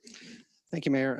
Yes, I believe what you're referring to is the kind of the noticing requirements and how we reach out to folks and let them know about meetings. And I won't get into too much detail right now about the 8th filing, but it's, just happens people are moving in quick. And so the timing of when we pull the mailing and when the mailing goes out and when the hearings happen, there's sometimes an miss there. And so we're changing some of those things, and we're bringing a proposal forward, and the land use code changes. And so, and have an open dialogue discussion at that time about some ways to maybe look at expanding our outreach and how we can notify more people, or at least get some education out there for folks so that they know what's going on. So we will do our best in that effort, and maybe it'll be a little bit more of an in-depth discussion the next time we talk. Great. So I think the key is thank you, those people that took the time to send into it. We do read them all. We do pay attention to them, and we do take action when we think it's the best interest of the town. So thanks, Matt, and going on. All right. The next motion of business, I will be recusing myself. My son's CPA firm does a couple small tax returns for the person presenting the filing, the owner. And so I am going to take off and turn the meeting over to Mayor Pro Tem Rick Collins. Thank you, Mayor. Matt, are you going to be staffing it then? I am. Kevin, unfortunately, well, he's out of town, but he might actually be on Zoom. But I will. I'll run at this one, and if there's some sure questions. It'll be great. What we're going to do is, my understanding is the staff will make a small presentation, and we'll go to the developers team to talk about the project and the filing and the site plan. Then we'll take public comment of people that are wanting to discuss it, and then go back to the developer. we ask people as far as public and that to hold their comments under 5 minutes, preferably 3 if possible, but we'll see how that goes. And why don't you start us off? Thank you, Mayor Pro Tem. Mayor Pro Tem, I just want to let you know, we do have one person remotely participating that does want to participate in the public comment. And we can discuss both of them at the same time, the site plan and the. Yeah, so what I was gonna do is try to tag them both together. So we'd talk final plat and site plan. Procedurally, the final plat is the one that has the public hearing associated with it. The site plan does not. However, I think we just have the open discussion about everything all at once, and then you take 2 actions, the one for the final plat and then the one for the site plan, independent. But I'll do my best on putting it all together here for you tonight. Appreciate, and I didn't actually bring my little cheat sheet that shows where we're at in the process, so I apologize for that. But wanted to let you know that this is the final plat, meaning that it has received a preliminary plat approval prior. It has also received a sketch plan prior, and it was, some of those approvals were long ago. The sketch plan or the master plan in particular was back in 2004 even. So this area was designated as intended for R4 multifamily back then. And it even had approval for up to 636 units. So it's gone through a few iterations, and I'm not going to read through the entirety of the staff report. Everybody's seen that, but I'll hit the highlights. So the comp plan is one of the other documents that kind of guides things. And in the process, we've gone through a couple of comp plan updates since the prior approvals were already done. So it's, the comp plan is a guiding document, not a binding document. So the zoning is what gives the property owner the rights to do certain things. Those rights were put in place with the zoning. So if a comp plan amendment was made post those approvals, that comp plan amendment is hard to go retroactive and try to fix or change something that was already previously approved. So keeping that in mind. So this application was approved, as I said, 636. They actually did a modification with that T-Rock where the T-Rock development, as you recall, it was on the west side of Club Drive and west side of Schoolhouse, where it actually moved some of the density over there. So this side actually went from 636 down to 477. So that change actually reduced the density, and I don't remember what the density was prior, but the current density is 13.25 dwelling units per acre for this side. The breakdown of the units is such that there's 101 single family attached units, and then there are a series of apartment style and condo style building envelopes, and there's 42 building envelopes, and those building envelopes are made up of 8 plexes, 16 plexes, and 24 plexes, depending on where you're at in the project. The zoning of R4 allows for all of those things to happen. And Brian, yep, there you go. I'm not even following your slides, but we'll follow the slides now. So the zoning of R4 sets that in motion. It allows for multifamily of all those types, apartments, condos, single family attached products to happen. Those are uses by right within that development. I'll talk a little bit about the parking. So there's well, let's look at the plan first, Brian, if you go to the next slide. So the plan is laid out where there are a couple of 3 access points. There's one off of Schoolhouse, and there are 2 off of what's called Sugar Creek Drive on the south side there. And the single family attached product, and it's hard to see on this graphic, but they're mostly fronting Schoolhouse Drive and about midway back on Sugar Creek. The apartment style product is actually on the east side. And those apartments they have apartment style building units, and then they also have some garages that are detached in that area. If you go to the next slide, Brian. Here's what some of the product looks like. I believe this is a condo product, eightplex condo product. You go to the next one. This is one of the apartment buildings, 2-story. And I'm not sure how many units that one is. 16-unit, 2-story apartment. Go to the next one. This is a 3-story, 24-unit apartment building. Keep going. And then they actually have 2 clubhouses as well in the project. And one of the clubhouses has a pool associated with it to provide that as amenity to those folks. The parking required is 856 spaces. They're providing 945 spaces. That does include a few on-street spaces along both Sugar Creek Drive as well as Schoolhouse Drive. And those streets are both designed for on-street parking. They have a Schoolhouse actually has a dedicated bike lane as well as a dedicated parking lane. And then Sugar Creek Drive it's wide enough to accommodate, it's a local street cross section, accommodate on-street parking. I think is that everything on those? Okay. The applicant is, the owner is John Turner, applicant TB Group, John Turner's Timnath Ranch LLC. I think John is here tonight as well as some of the other folks. Jason Sherrill is planning on building these units in the project, and he's here tonight. And then I want to talk about the site plan real quick. Let me jump to that. One second.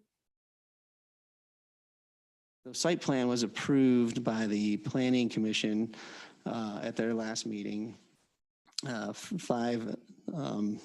Both of these are actually approved by the Planning Commission at their last meeting, 5-0 unanimous vote.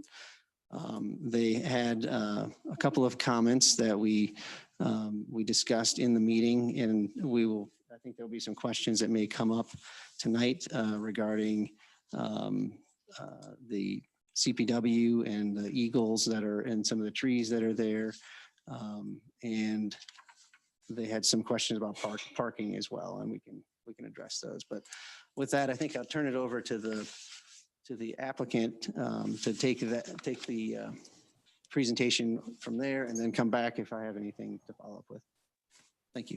Matt, I'm going to add one thing real quick on that is with the site plan, there is a variance request for a 1.5% height increase of the buildings, which is roughly a half a foot above the 35 feet requirement.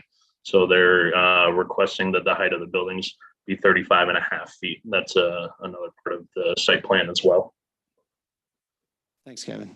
Yeah, and let me add on to that. Under our rules or regs or whatever they're called, a variance is allowed. Yeah, so I think it's what, 30% or 15%, something. Yes, it's a 15% waiver exception that town council is allowed to approve per 2.9.9.10 of the land use code. And they're only requesting a 1.5% increase of the allowable 15 that council is allowed to approve. Thank you. And one thing I did actually skip over was the open space. There's 36% open space and 20% is what's required. Yep. Why don't we have the applicant presentation now? Go ahead, Jim, you're up. Okay, thank you. Can you hear me? Yes. We can. Appreciate it. So I am trying to share my screen. We got it. Okay. And Kevin, will you help me? How do I, can you guys see it full screen? Jim, if you do Control L, that should get you to full screen. Or are you on a Mac or a PC? I'm on a Mac. Oh, if you do the drop down next to the 29% on the right, there's a little drop down. Just next to where it says 29% right above ranch on your exhibit. It's a Zoom. Oh, got it. Yep. Okay. No, not the one to the right of it. The one to the right. There you go. You can do read mode, which should put you into full screen. That work? We got it. Great. Thank you. So my name is Jim Birdsall. I'm with TB Group. We are a planning consultant that have been working with John Turner and his Timnath Ranch LLC now for going on 16 years on this project.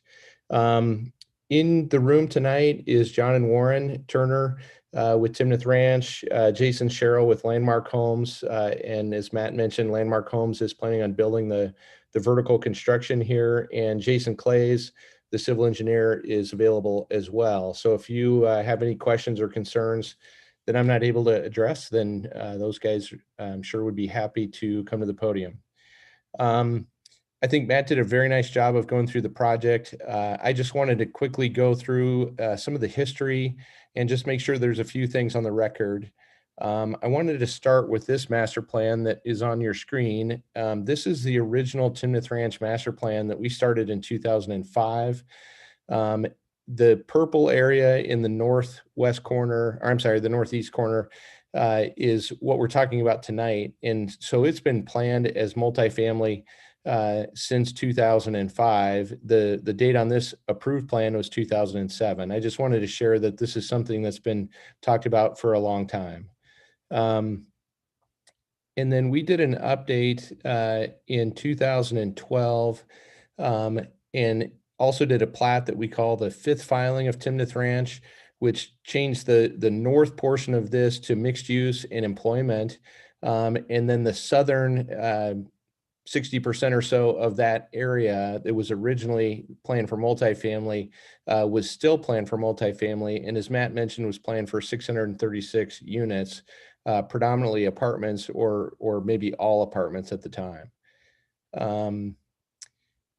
Then this plan is the revised master plan that we did in spring of 2020, along with the preliminary plat that Matt mentioned on this project, which we call Timnath Ranch 8th filing. And the preliminary plat that we got approved last spring is virtually identical to what's presented to you tonight, both in the mix of products, the location of products, heights, et cetera. So what we're presenting to you tonight as the 8th filing, again, is, and I'm just following up on the points that Matt made, we're consistent with the comprehensive plan. We're consistent with the approved zoning. The sketch plan, as Matt mentioned, was approved in the spring of 2020 and then amended in the fall of 2020 when we got the T-Rock project, which is west of 8th filing, approved in the fall. And as I mentioned, we're exactly consistent with the approved preliminary plat. We are consistent with the zoning code as well. And we only need one variance, which is a variance to the height of the 3-story apartment project so that we can have the roof design that the architect came up with. We can certainly comply with the zoning code as far as height, but we feel like the architecture is better with the variance. So I just had one additional highlight to make in addition to what Matt mentioned. Where we are exceeding the required parking, and those calculations actually do not include the on-street parking. As Matt mentioned, there is available on-street parking, but we're not utilizing that in those calculations. We wanted to make sure that we had adequate on-site parking without relying on that on-street parking. So with that, I'll just run quickly again through the architecture. I think Matt did a nice job of presenting it. We enhanced the architecture after the preliminary plat presentation, added some variety, added additional masonry, lots of glass. And so this is the 2-story apartment, 3-story apartment building. Here's some 3D renderings of the apartments. Again, you can see lots of glass, lots of masonry, diversity of materials, and we feel like a very thoughtful use of materials. With the attempt of being contemporary, but also compatible with the neighborhood to the south and the plans with the T-Rock neighborhood to the west. Again, more views of the apartment buildings. And then let's see, we'll get down to so these are the townhomes, the front facade of the townhomes. This is the front facade of the condo building. This would be the garage side of the condo building, and I'll get back to the site plan here in a second and kind of talk about the site orientation. And then this is the back side or the garage side of the townhomes. So I'll just flip back to the site plan very quickly, and then I'll wrap up my presentation here. Bear with me. So I just wanted to highlight a couple of things about the site plan. As you can see, there's a lot of green space here. We exceed the amount of required green space. We've also tried to be very thoughtful about the orientation of the buildings. Along Schoolhouse Drive, you can see that you're seeing the front facade of these buildings. You're not seeing the garages. And then as a consideration to the neighborhood to the south, again, we've put some extra green space there. We've oriented the building so you're seeing the front facade of the buildings. You're not seeing the garage side. You're seeing the best side of the architecture, and you've got a lot of porosity is what we like to call it, where you've got these openings between buildings so that you're not seeing just sort of a wall of buildings around the perimeter of the site. And so you're seeing a lot of green space and corridors through, so that the neighborhood to the south and the streetscape is very inviting and softened by that landscape. So with that, I guess the last thing that I just might want to highlight is just the amount of pedestrian connectivity as well. So people within this sub neighborhood or within the Timnath Ranch Master Plan, in general, a lot of connections, sidewalk connections. If you're out walking or taking your dog for a stroll, lots of options on looping through the neighborhood. And again, lots of opportunities to walk on sidewalks that are fronted onto architecture and not along the driveways. So with that, happy to address any questions or comments you might have. Aaron, any questions down there? Brett? I will later. I think we're good, Jim.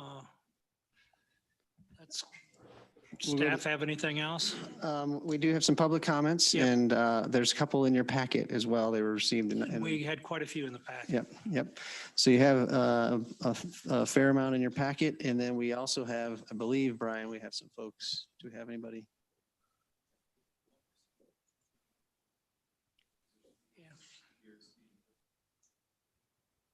Why don't we take the people that are in the room first? If there's somebody in the room that wants to speak.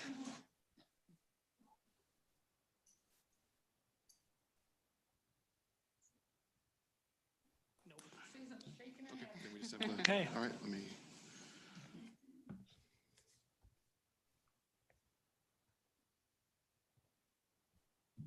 Michelle Wigden, you should be able to unmute yourself and then speak. Can you hear me? Yes, please state your We name can and hear you. address for the record, and then you'll have 3 minutes or 5 minutes. Yeah, go ahead, Michelle. Okay. I'm Michelle Wigton. I live at 7074 Veranda Court. My home directly backs up to the 8th filing. I've sent a few emails outlining my concern.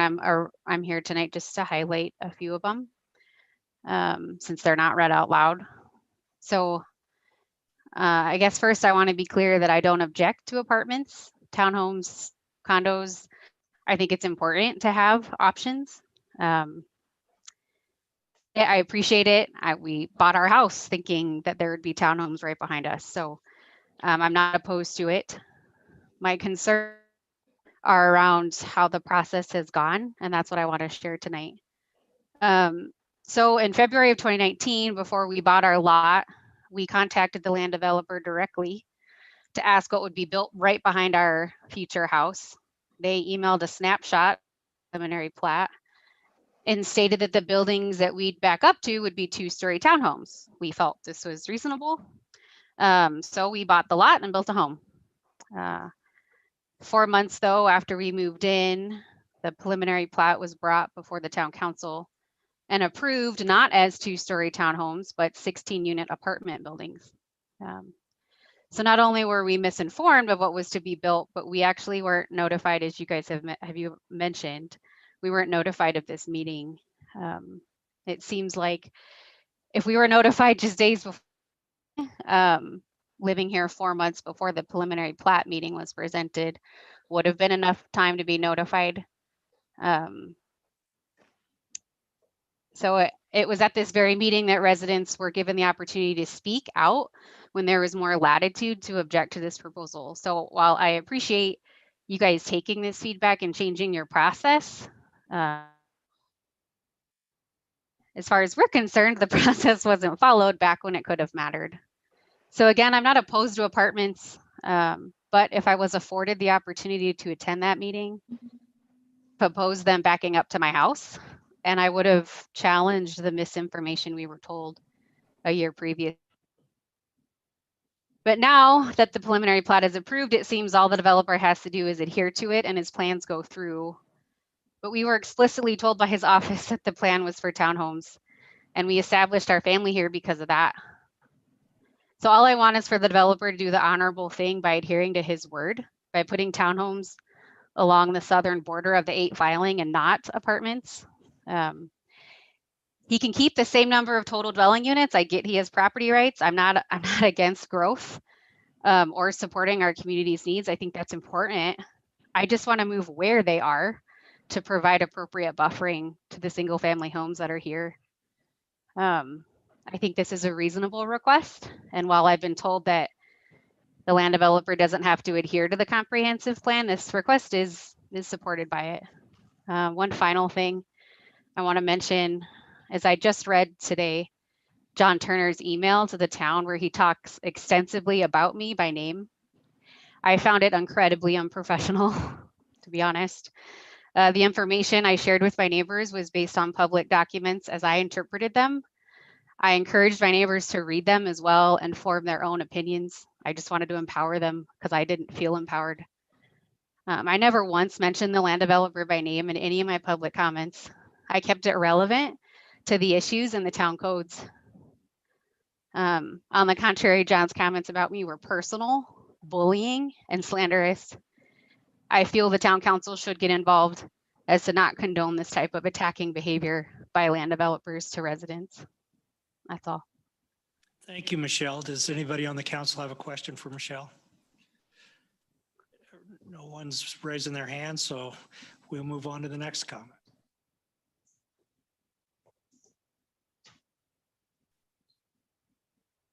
We don't have anyone else for public comment. I had Randy and Eddie Stout. They spoke on the. They did it earlier. Okay, earlier. so we're fine.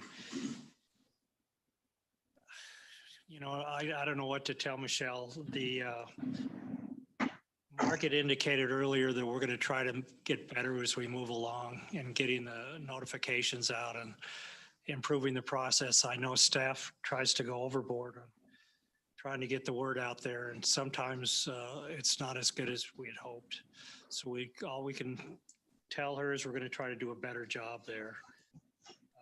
Apartments versus townhomes, maybe we'd let the applicant address that question a little bit and try to maybe assure her what that actually means.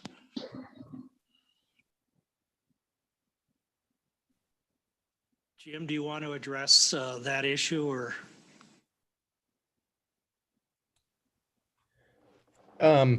Yeah, I'll do my best, and if John or Jason want to jump up and jump in, obviously they can. So, you know, I'm not aware of some of the things that the woman brought up in her public comments, and so I can't speak to that, but I can speak to the consistency of what we're presenting tonight to the preliminary plat. And I understand that she may have had information that was different than that preliminary plat. And again, I can't speak to that. I wasn't in the loop on that. But, you know, from a neighbor to neighbor perspective, I don't think that there is a huge difference in the impacts or lack of impacts between a 2-story apartment project and a 2-story townhome project. I understand that they're a different product. One is for sale and one is for rent. But they're both managed by an association. The landscape, the architecture is all uniformly maintained. Neither the townhome nor the apartment project would have the ability to have outside play equipment, pets outside, dog runs outside, et cetera. And so from a neighbor to neighbor perspective or an impact on a property perspective, I would say that they're sort of equal. And I mentioned this to Planning Commission, not this specific item because this didn't come up with Planning Commission, but the aspect of neighbor to neighbor, you know, multifamily as a neighbor to single family. And I just happen to live in a landmark townhome currently, and it's a wonderful project in the sense that, you know, if I were a single family resident next to a landmark project like this one, you know, like I mentioned, you don't have, you know, backyard individual landscape maintenance where one person's yard might look great and the next one over might not look great. You don't have trampolines. You don't have dogs barking in yards. You don't have kids playing in yards, et cetera. And so from a neighbor to neighbor perspective, a multifamily project like this is a very quiet neighbor. And the fact that it's uniformly maintained, both the architecture and the landscape, I think makes it a really nice neighbor from a residential to a residential perspective. I mentioned briefly that, you know, we've provided a lot of landscape and oriented the buildings along that south side so that it's not just a wall of building. And I thought it might be worth mentioning as well that we've tried to turn the buildings where they're not all exactly parallel or perpendicular to Sugar Creek. So the neighborhood to the south won't look out and see just a row of product. It's the buildings are turned different directions. So you've got corners and angles and more landscape as a buffer to that neighborhood to the south. So again, I think these are very compatible uses. I think residential to residential, very compatible. And I think because it's a sort of uniformly maintained, uniformly managed product, I think it'll be a nice neighbor to that neighborhood to the south. Thank you, Jim. Does Matt or Kevin have anything else to add? One of the things that the applicant brought up at the Planning Commission was the distance. And Jim, could you speak to the distance from the back of the lots to those buildings? I think that was helpful for that. For the Planning Commission. In the plan that's up, there are some dimensions shown, and they're probably a little bit hard to read. But the distance, we just kind of, you know, shot like the closest or the narrowest distance from the lots to the south to the buildings to the north. So this location, if you can see my cursor, is just over 100 feet, 103 feet from the property corner to the facade of the building. This is 102 feet here. This one is 128 feet here. And then obviously that building is angling away. This building is angling away. And so, you know, as you get to the other corner, it's significantly more than 100 feet. So, you know, if you think about a backyard to a backyard where it's fence to fence compared to this, where you've got 102 feet, which includes, you know, buffering landscape, a street, more buffering landscape, and then you get to the building facade. I think that will also help where, you know, that two-story building isn't right, you know, adjacent to the lot line. There's a significant distance in between, which will help things feel open and lots of sunshine and lots of landscape buffering those two uses from each other. I think I might also mention, we mentioned this at Planning Commission as well, but the extension of Sugar Creek as you go to the east, we just kept the same distance here, even though they're theoretically we could have slid those buildings to the south and utilize this space. We wanted to keep that nice and open. We've got a trail corridor plan through there, lots of landscape.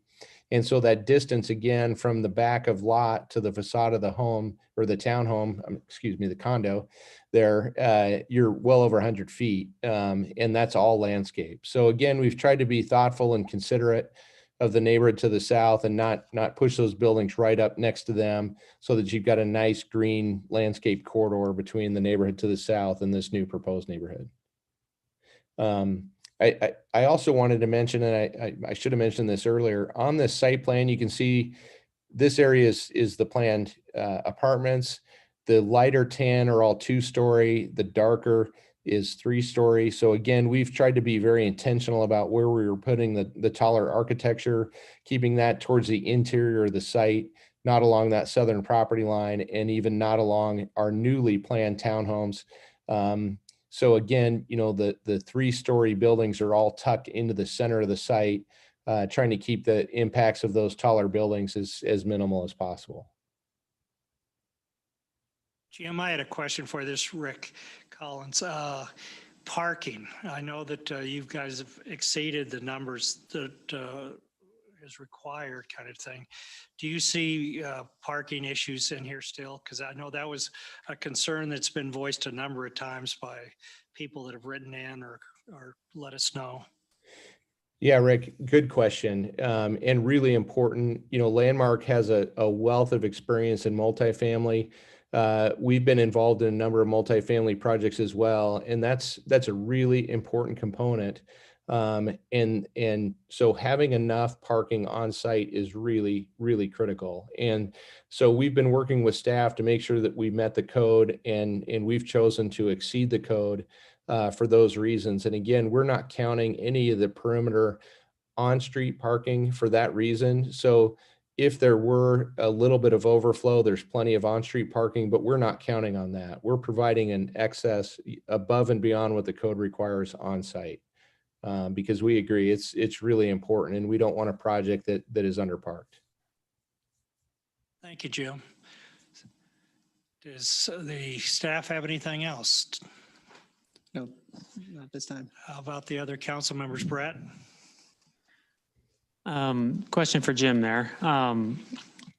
So the R4 zoning, the multifamily zoning, it doesn't require the use of townhomes. So why did you even put townhomes in the development?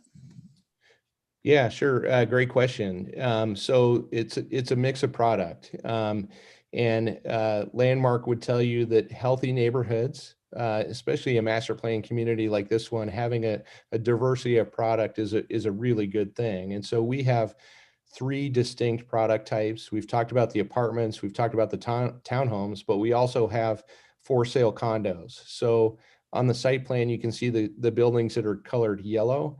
Those are for sale condos, and different product type than the townhomes, but a for sale stacked flat kind of product type. Landmark has had a lot of success with that product, and we're excited about it being part of the master plan.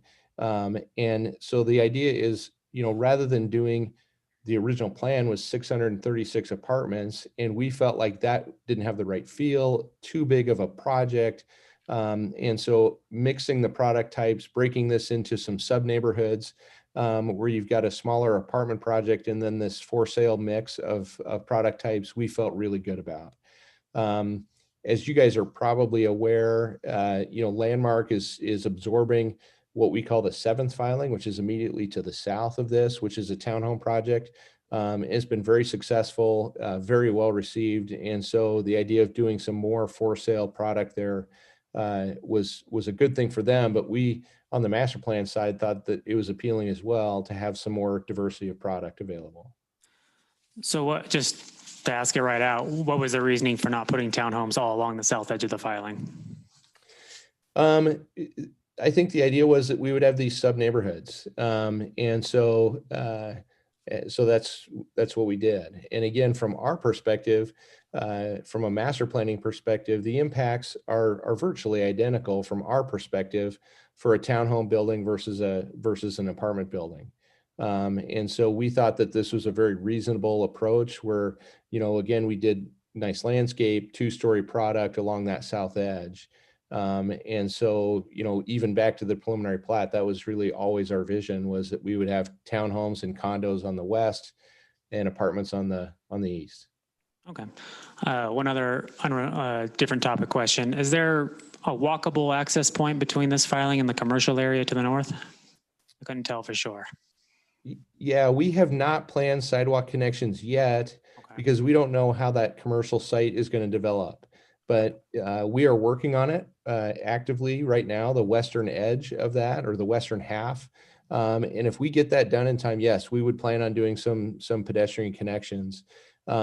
When this was initially planned, that north area, that commercial area, we weren't exactly sure what was going to happen there.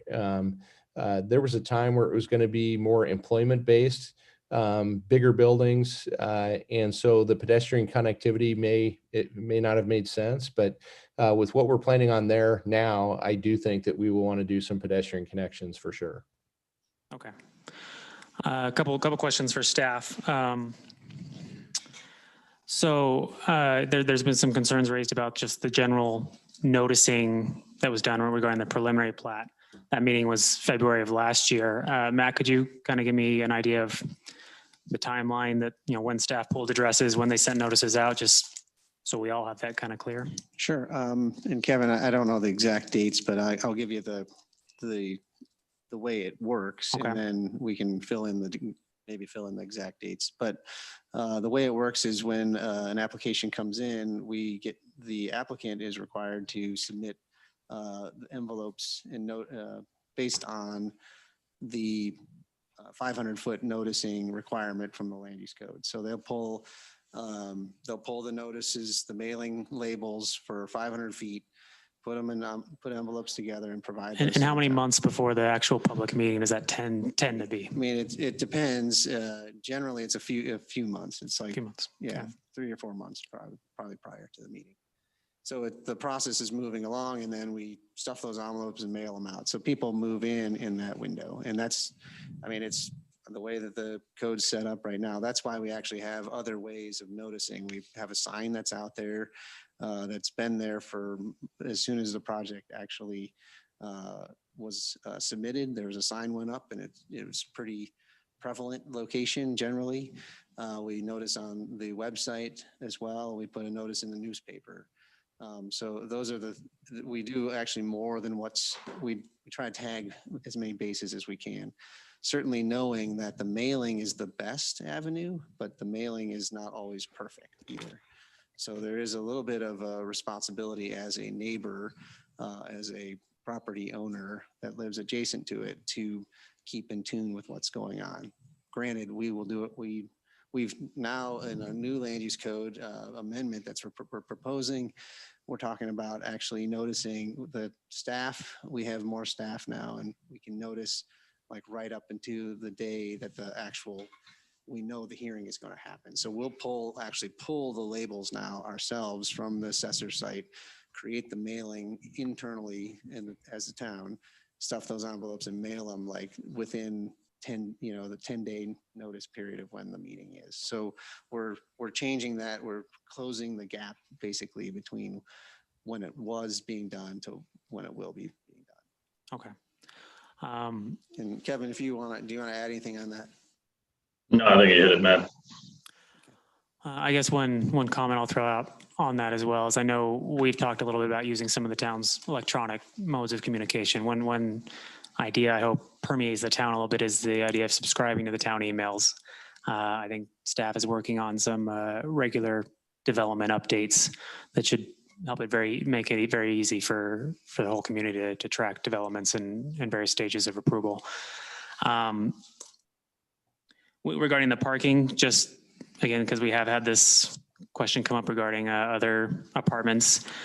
If it becomes an issue, do we maintain the ability as a council to limit or restrict in any way if it does start becoming an issue here? Or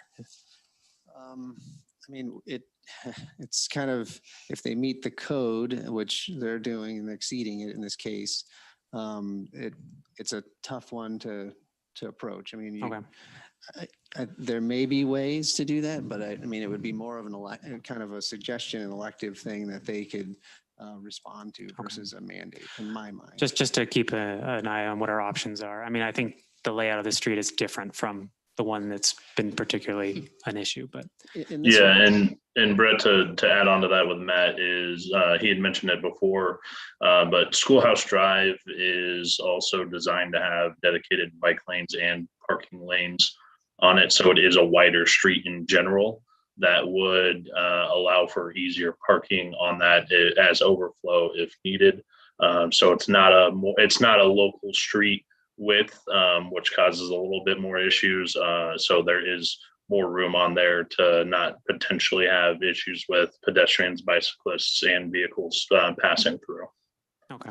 I want to make one more note is Sugar Creek is, in this case, is different than Stonefly, where Stonefly was kind of a through, Yeah. is a through. You're not way. getting nearly the traffic that you And- would see on Stonefly 3F. Yeah. The other thing with Sugar Creek is that on the south side of Sugar Creek, where those where the 7th filing townhomes are, those are those folks' front doors, and they already park along there as on the south side. And so I would expect probably a similar kind of approach on the north side along this stretch.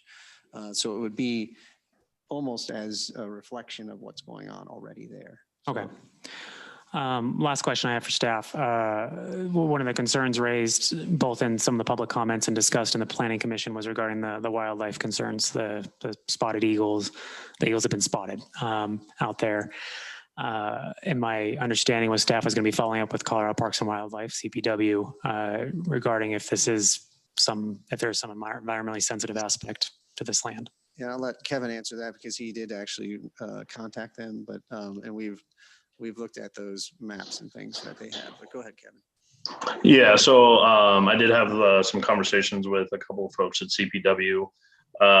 It's for them, what they kind of see with a lot of birds is that you're not going to see the same bird, every day. You're going to see some that do show up at different times. Some of them will kind of use it as more of, some trees as a resting site. I'm just kind of using layman terms. They use a different term with me on that one. But for the most part, a lot of times trees like this, large cottonwoods are more or less a resting site for some birds. They may hunt from, some of these as they see fit. If they see a ground squirrel or something along those lines, they could still hunt, but it's doesn't necessarily qualify that as a hunting perch, from that. And typically hunting perches are more or less with raptors, I believe is what they said. Yeah, it's more or less with the raptors and some of the other hawks that might be out there. But most of them are, it's generally more of a kind of a resting site for them as they are, flying through to get to a roosting site or something along those lines. My understanding is CPW essentially does track, the nesting grounds and they keep an eye on the grounds that these birds are needing. Yes, they track the bald eagle nesting sites. Generally, when we're talking, raptors or some kestrels or harriers, I don't think they necessarily track those as they do bald eagles, but that tree is not tracked as one of their bald eagle nesting sites. Okay, so CPW essentially they've voiced in on this. This is not an environmentally sensitive area. Yeah, it's from a bald eagle standpoint, it's not a nesting site. From another tree standpoint, it could just generally be one of the what did I call it, the kind of the resting site is what this would be. And there's also trees that are off this property that are part of it. There's on the 8th filing alone is probably just a cluster of, I think, 2 main trees that kind of have 6 branches off of it, I believe, or trunks off of it. So it's minimal from this standpoint with the trees that are physically on the 8th filing. Okay, thank you. Aaron? Yeah, I just have a couple questions. Jim, do you know, or one of the others, do you know, will those condos have elevator access? No? Okay. And then do you know a sort of a rough price point of what these will be at? It'd be great if you could, that way the people at home can hear as well. Yeah, that'd be good, Jason. Good evening, Jason Sharp with Landmark Homes. Your first question was, do they have elevators? It's not the same product that we have in other communities that do have an elevator product. Those will come at the T-Rock location that we've talked about. So that'll be a nice fit here for the community. These are what we call a stacked ranch walk-up product, indoor walk-up product with an attached garage. Price point here is probably going to be from for the for sale stuff, from the low 300s to the mid 300s. So, Awesome. So a great affordable price point for the community. Great. I know that's something that that many residents have asked us to be able to get something that's a little more affordable in Timnath. We're trying to help you deliver on that. So, and I do appreciate the diversity of product. I think it makes for a strong community to have something people could come in starting out, you know, when they have kids, when they're retired, sort of the whole mix. And that's all I have for you. Thank you. I do want to also thank the residents who took the time to submit their public comments via email. It was nice to see a mix of both positive and I guess negative, maybe not the right word, but there was a mix of opinions on both. And I know all of us appreciate having that input from our residents. Thank you. Yeah, absolutely. Does the staff have anything else before I ask for a motion? I have one quick comment here. Go ahead. So Brett, thanks for asking about the eagles, because I had looked at that as well. And, you know, this is an area that it's hard to find trees that are actually growing naturally. So I would encourage us to always try to keep those that we can. And then I just wanted to touch on the same topic about how to notify residents. And I know that we do put signs, development reviews, that kind of thing.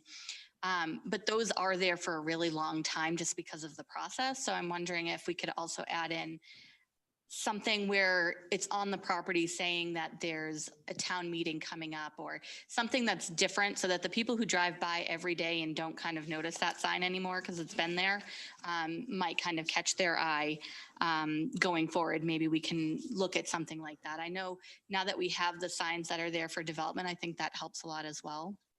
And then just one other thing for in the future, I think it would be good for us to evaluate parking around developments like this, to look whether we need to change what is in our code. I definitely think that it's great that they're going above what is recommended. But I know at some of, you know, the ones right near here, of course, there's been some issues there. But I think maybe that's on us to look at whether our code is actually efficient for what we need, just going into the future. You don't even need to say anything, Matt. Okay. I can respond to those. Yes. I just want to make another follow-up comment. Part of this follows on what Lisa was saying in regards to how we use resident feedback. Not only are we using it to help improve our communication and reach out to residents, but we also are actively looking for ways to amend the land use code. We've got one we're voting on next month regarding to how we use open space around some of these higher density housing developments.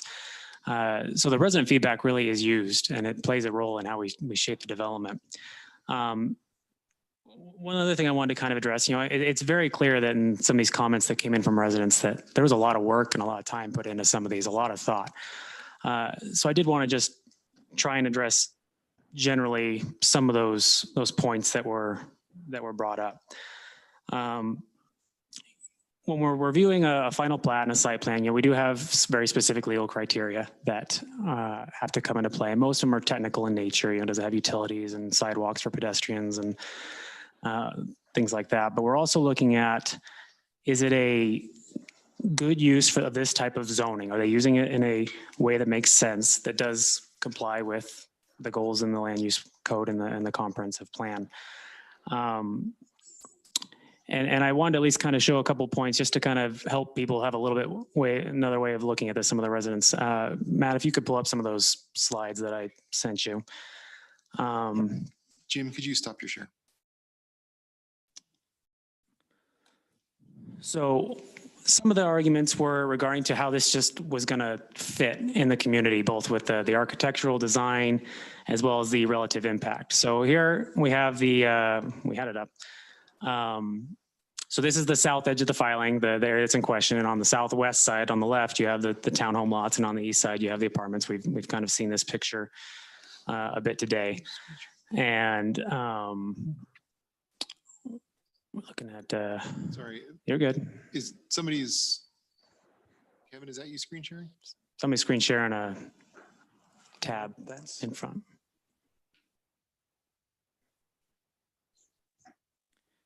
This works. That's fine. All right, so let's go to the next slide. So I kind of spent a little time walking this both yesterday and on Friday. And this picture on the top is one of the townhomes in the 7th filing, you know, just probably 200 feet from the 8th filing. And then the picture below is one of the 2-story apartment buildings. And when I look at the architecture and the design and how the siding looks with the stone and the rooftop, for me, I look at this and I do see something that does harmonize and complies with the character of the neighborhood. So we've heard some points tonight about the relative impact in terms of the size of the building. If we can go to the next slide.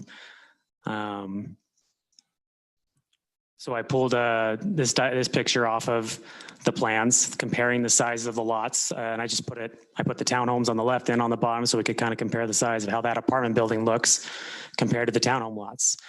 And it is a very similar size, is what I'm seeing. Thank you, Matt.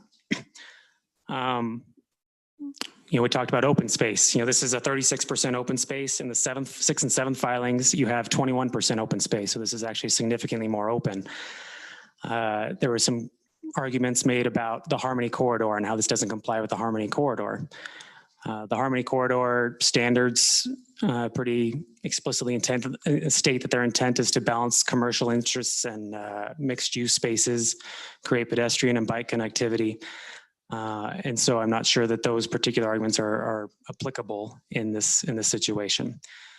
One benefit I see here as well with this overall neighborhood development is the amenities it adds. You know, some of the concerns we've had is with these higher density developments is people are going to crowd the parks and the roads, and these kinds of neighborhoods come with their own amenities. They have 2 clubhouses and a pool, and that alleviates some of the crowds that are going to be used on the other neighborhood amenities.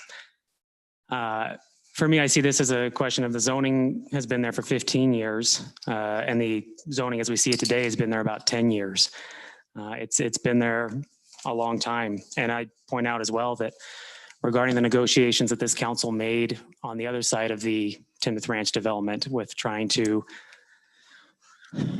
mitigate some of the impacts of higher density housing, but also trying to create a community that enables this commercial development. You know, we and previous councils have pushed so that the number of apartments was cut in half because this council and previous councils have worked to try to balance the goals of the residents of the community. And the reason I think it's worth going through all these arguments, even if it doesn't come as much into play in a final plat, is to state that based on all the investigation and looking into the arguments that have been made, that even if this were a preliminary plat hearing, I would feel like I would have to vote to approve this. So, and I know the other 3 members of this council were here a year ago and they all voted to approve it. I won't speak for them today, but so it's not a technicality that would inform a vote tonight. This is coming after a lot of weighing the arguments and trying to hear residents out and trying to balance the different desires of the community to create a community that we all enjoy living in. Thank you. Yeah, before I ask for a motion, I just want to say, we heard Michelle and we heard her comments, and when somebody feels like the process let them down, that's a big deal. We're not always going to agree in terms of what the policy is going to end up being or how the development's going to look like. But if they feel like the process let them down, I know everybody on this council and the mayor before he excused himself indicated we've got to do better. I would just offer from what my colleagues said, maybe we've got a couple message boards, electronic message boards we use for directing traffic or traffic, maybe to draw attention to those signs. We put those out for a couple of days saying, hey, there's a sign over here. Because people sort of get in the habit of just looking right through those signs kind of thing. Because I just don't want people like Michelle having to come forward saying, the process got me. I want her to have every opportunity to try to weigh in, and we worked with this developer a few months back, and we got changes on other projects with other developers in the community. So the process does work for the people that want to weigh in out there. So I'd entertain a motion now. Let's do the filing final plat first, and then we'll do the next one. So moved. Okay, if I heard you correctly, you said you would. I will move resolution number 12, series 2021 on the final plat. With the condition that allows staff to work with the owner applicant and to address minor non-substantive modifications, unresolved comments prior to final signatures. Yes, that's exactly what I said. Thank you. All in favor, say aye. Do we have a second? We need a second, and I'll second that. Okay. I'm ahead of the gun. All in favor, say aye. Aye. Aye. All opposed, say no. No nos. Okay, now let's go to the filing site plan. The motion's on page 154. If somebody wants to make the motion, I'll read it out like I heard it. I don't dare this time. I'll let someone else. So moved, whatever you're saying. Okay, what I heard was I moved to recommend approval of the Timnath Ranch 8th filing site plan with the following 2 conditions. 1, to allow staff to work with the owner applicant to address minor non-substantive modifications and unresolved comments prior to final signatures. And 2, to approve the final site plan is conditioned on the approval of Timnath Ranch 8 filing final plat, creating the building envelopes and lots necessary for the site plan to proceed. So moved. Second. We've got a second this time. All in favor, say aye. Aye. All opposed, say no. It's unanimous, all ayes. I'll turn Thank it you back very over much. to the mayor.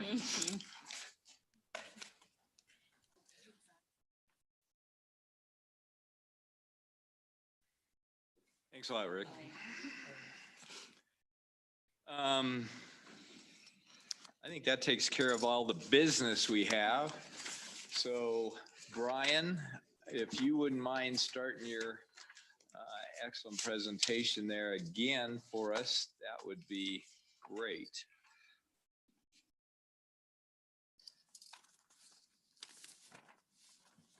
If it's okay with everyone, we'll just pick up where we left off.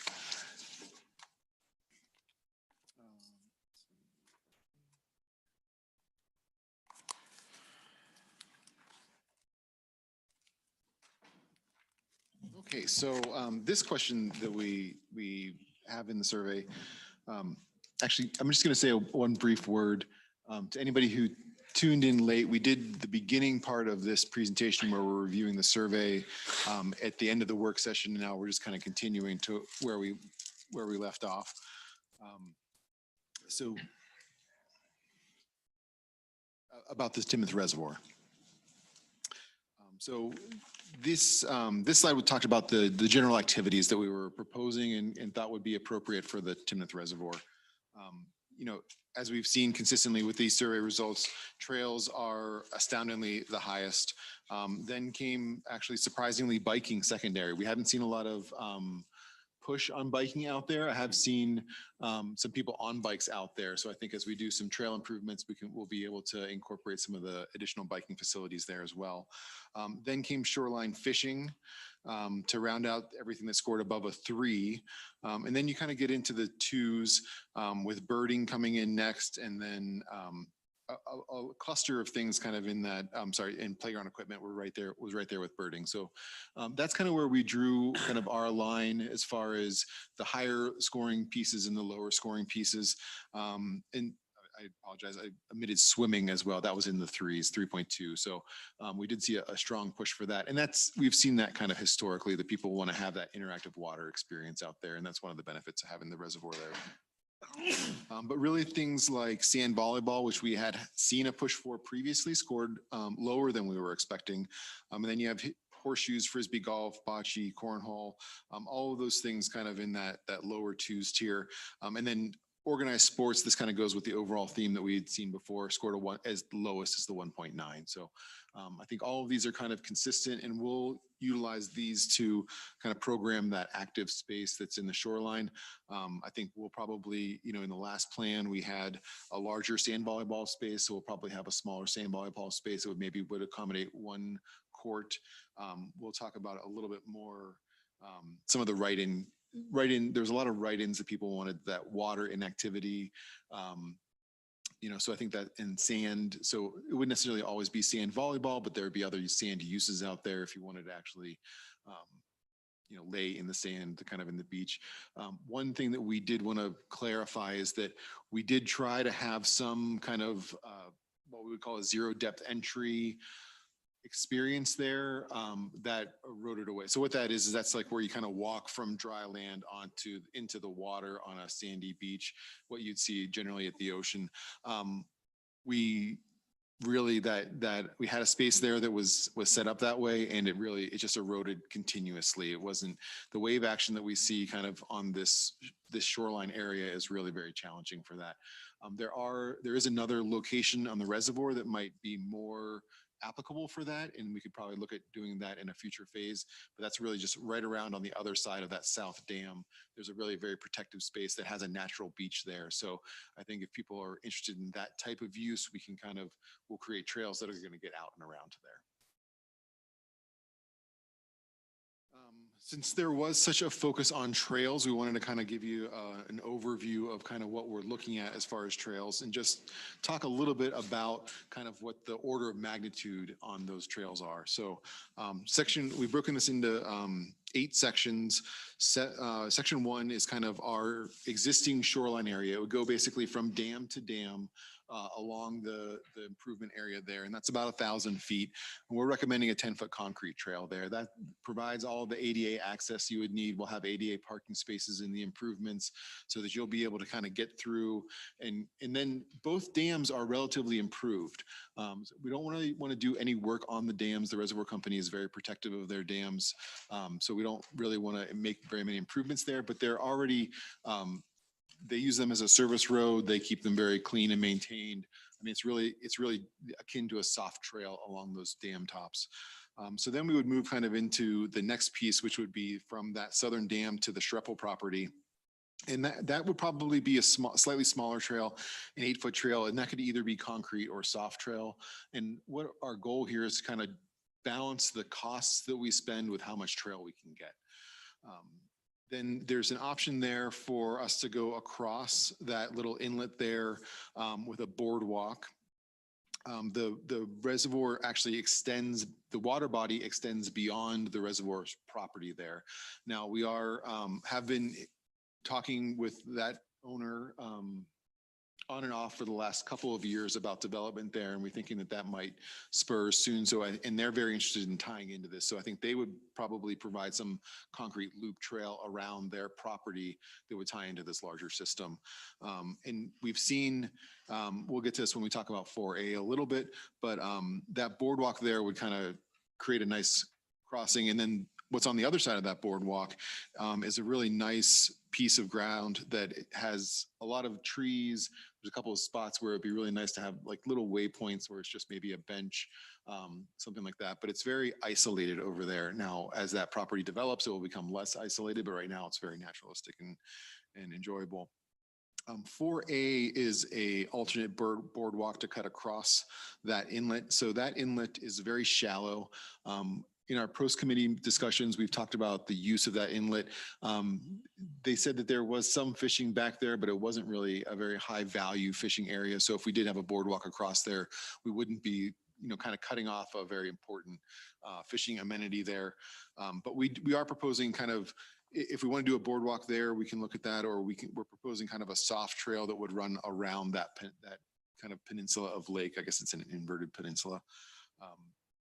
There now, the improvements along County Line Road would need to meet our right-of-way standards. So there'd be a sidewalk attached there. Then you get kind of into the adjacencies with Wild Wing. And I think we really feel like we want to, before we do any work adjacent to Wild Wing, we want to do some outreach specifically to those residents, because we've heard kind of different things at different times about what kind of trails they want to see back there. Sometimes people have said they preferred to have a full concrete trail that kind of links into their larger system. Other people have preferred to see soft trails back there. So I think we would want to do some specific outreach to that subdivision to kind of define what that's going to look like around there. And really that goes through 5 and 6, all the way up to kind of that northwest point there that says, right where it says ag use, the Kiefer Trust property. So Wild Wing will take us all the way along there. We do have the space to put a trail along that whole area, whether it be soft trail or concrete trail. Yeah, in Wild Wing, there are a couple of folks on our pros committee that are in Wild Wing, and they've done a good job reaching out to the Wild Wing community. And so they're starting to spur that kind of conversation.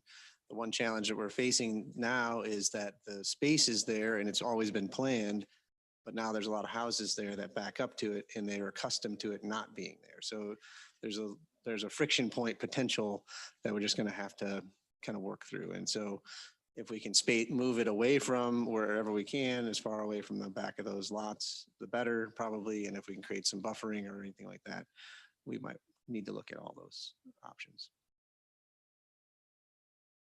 And after you get to that kind of northern point there, wrapping around, this is another part of the reservoir where the water really meets the property line or exceeds the property line. So there's probably going to be a mix of soft trails and boardwalks in that area to kind of make sure that we get the access through there, but are making sure that we're not putting something in that's going to be constantly inundated with water when the reservoir is full and having any kind of erosion problems there. So we have talked in that area specifically, we have talked with the reservoir company about trying to balance out some earthwork there, where we could build a bench on their property by basically taking volume out of the reservoir and placing it there. So they'd be whole with the volume capacity for their reservoir, but we get in a better place to put the trail. So, and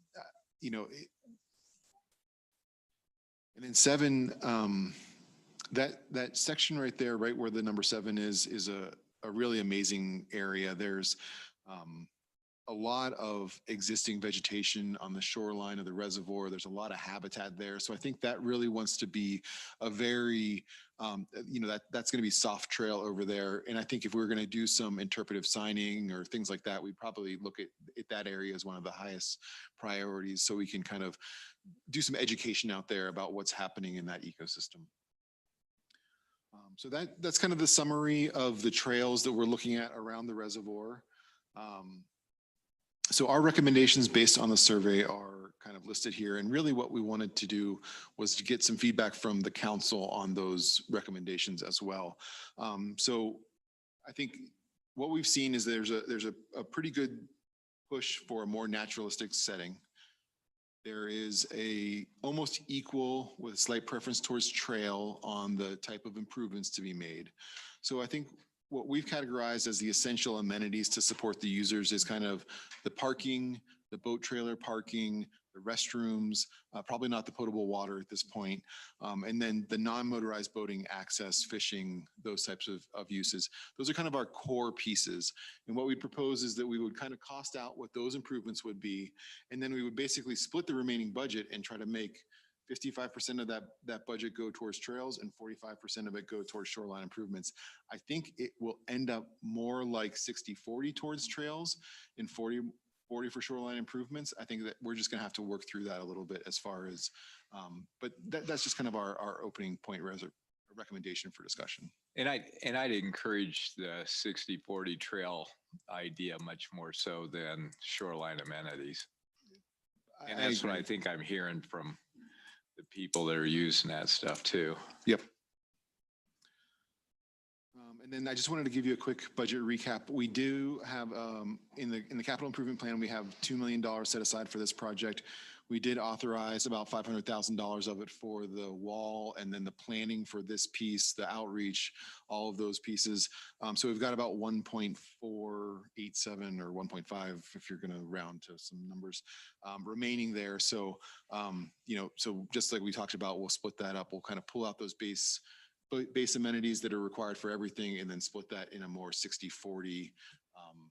And I'm not sure that we're going to get to the, when we scale back the amenities based on this, we might not even get to the 40% for those amenities. We might be more in a position to put more trails in. So I think that's the informal and formal feedback that we've been hearing. So we just wanted to make sure, give you guys an update on our outreach. And then just kind of a quick overview on the schedule. So we've got some dates in the past here. We talked about when we awarded the wall construction started on January 4th. On January 20th, we met with our pros committee to review the survey so that they could give us some feedback. We released the survey on January 26th and closed it on February 15th. Today is February 23rd when we're making our council presentation. We are hard at work, or we will be hard at work with the direction from the council tomorrow. The direction from the council today, hard at work tomorrow on putting these improvement plans together.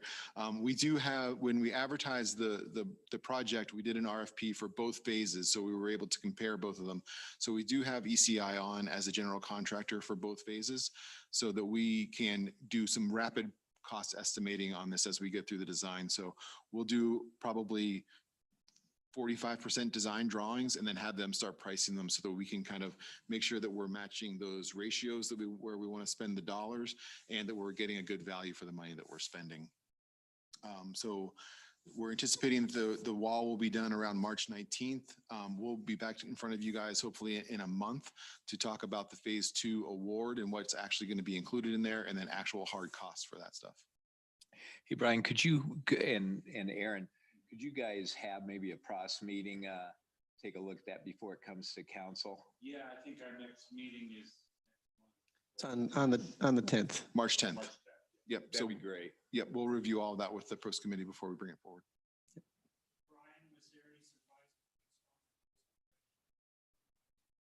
We did buy a lot of stone, and there's a lot of line items because they invoiced us for every delivery that they sent. I started getting them, passed to me, and I was like, well, I thought they'd give us like one for a day at least, but it was every single truckload that went out. But that's all the stone is in the check register for this time.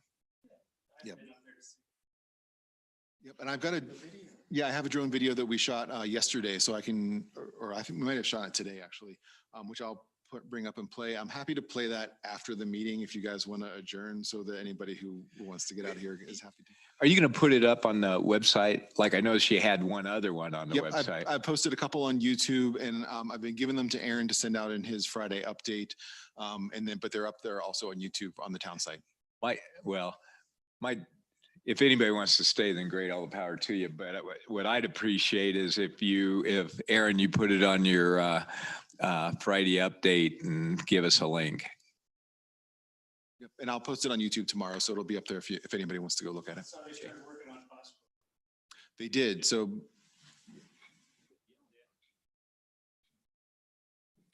they did. Then and I'm sure some of your residents, some of the Harmony folks have probably been upset with that because they probably didn't realize how quickly that road would get closed coming from that direction. But it is closed, and a lot of personnel out there. Yep, and we've got everything uncovered for that for ditch crossing, and that's the one that had the timber crossing that we're completely removing.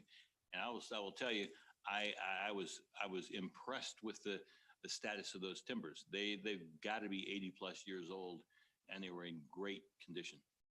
So, but they're going away. That's up to the contractor.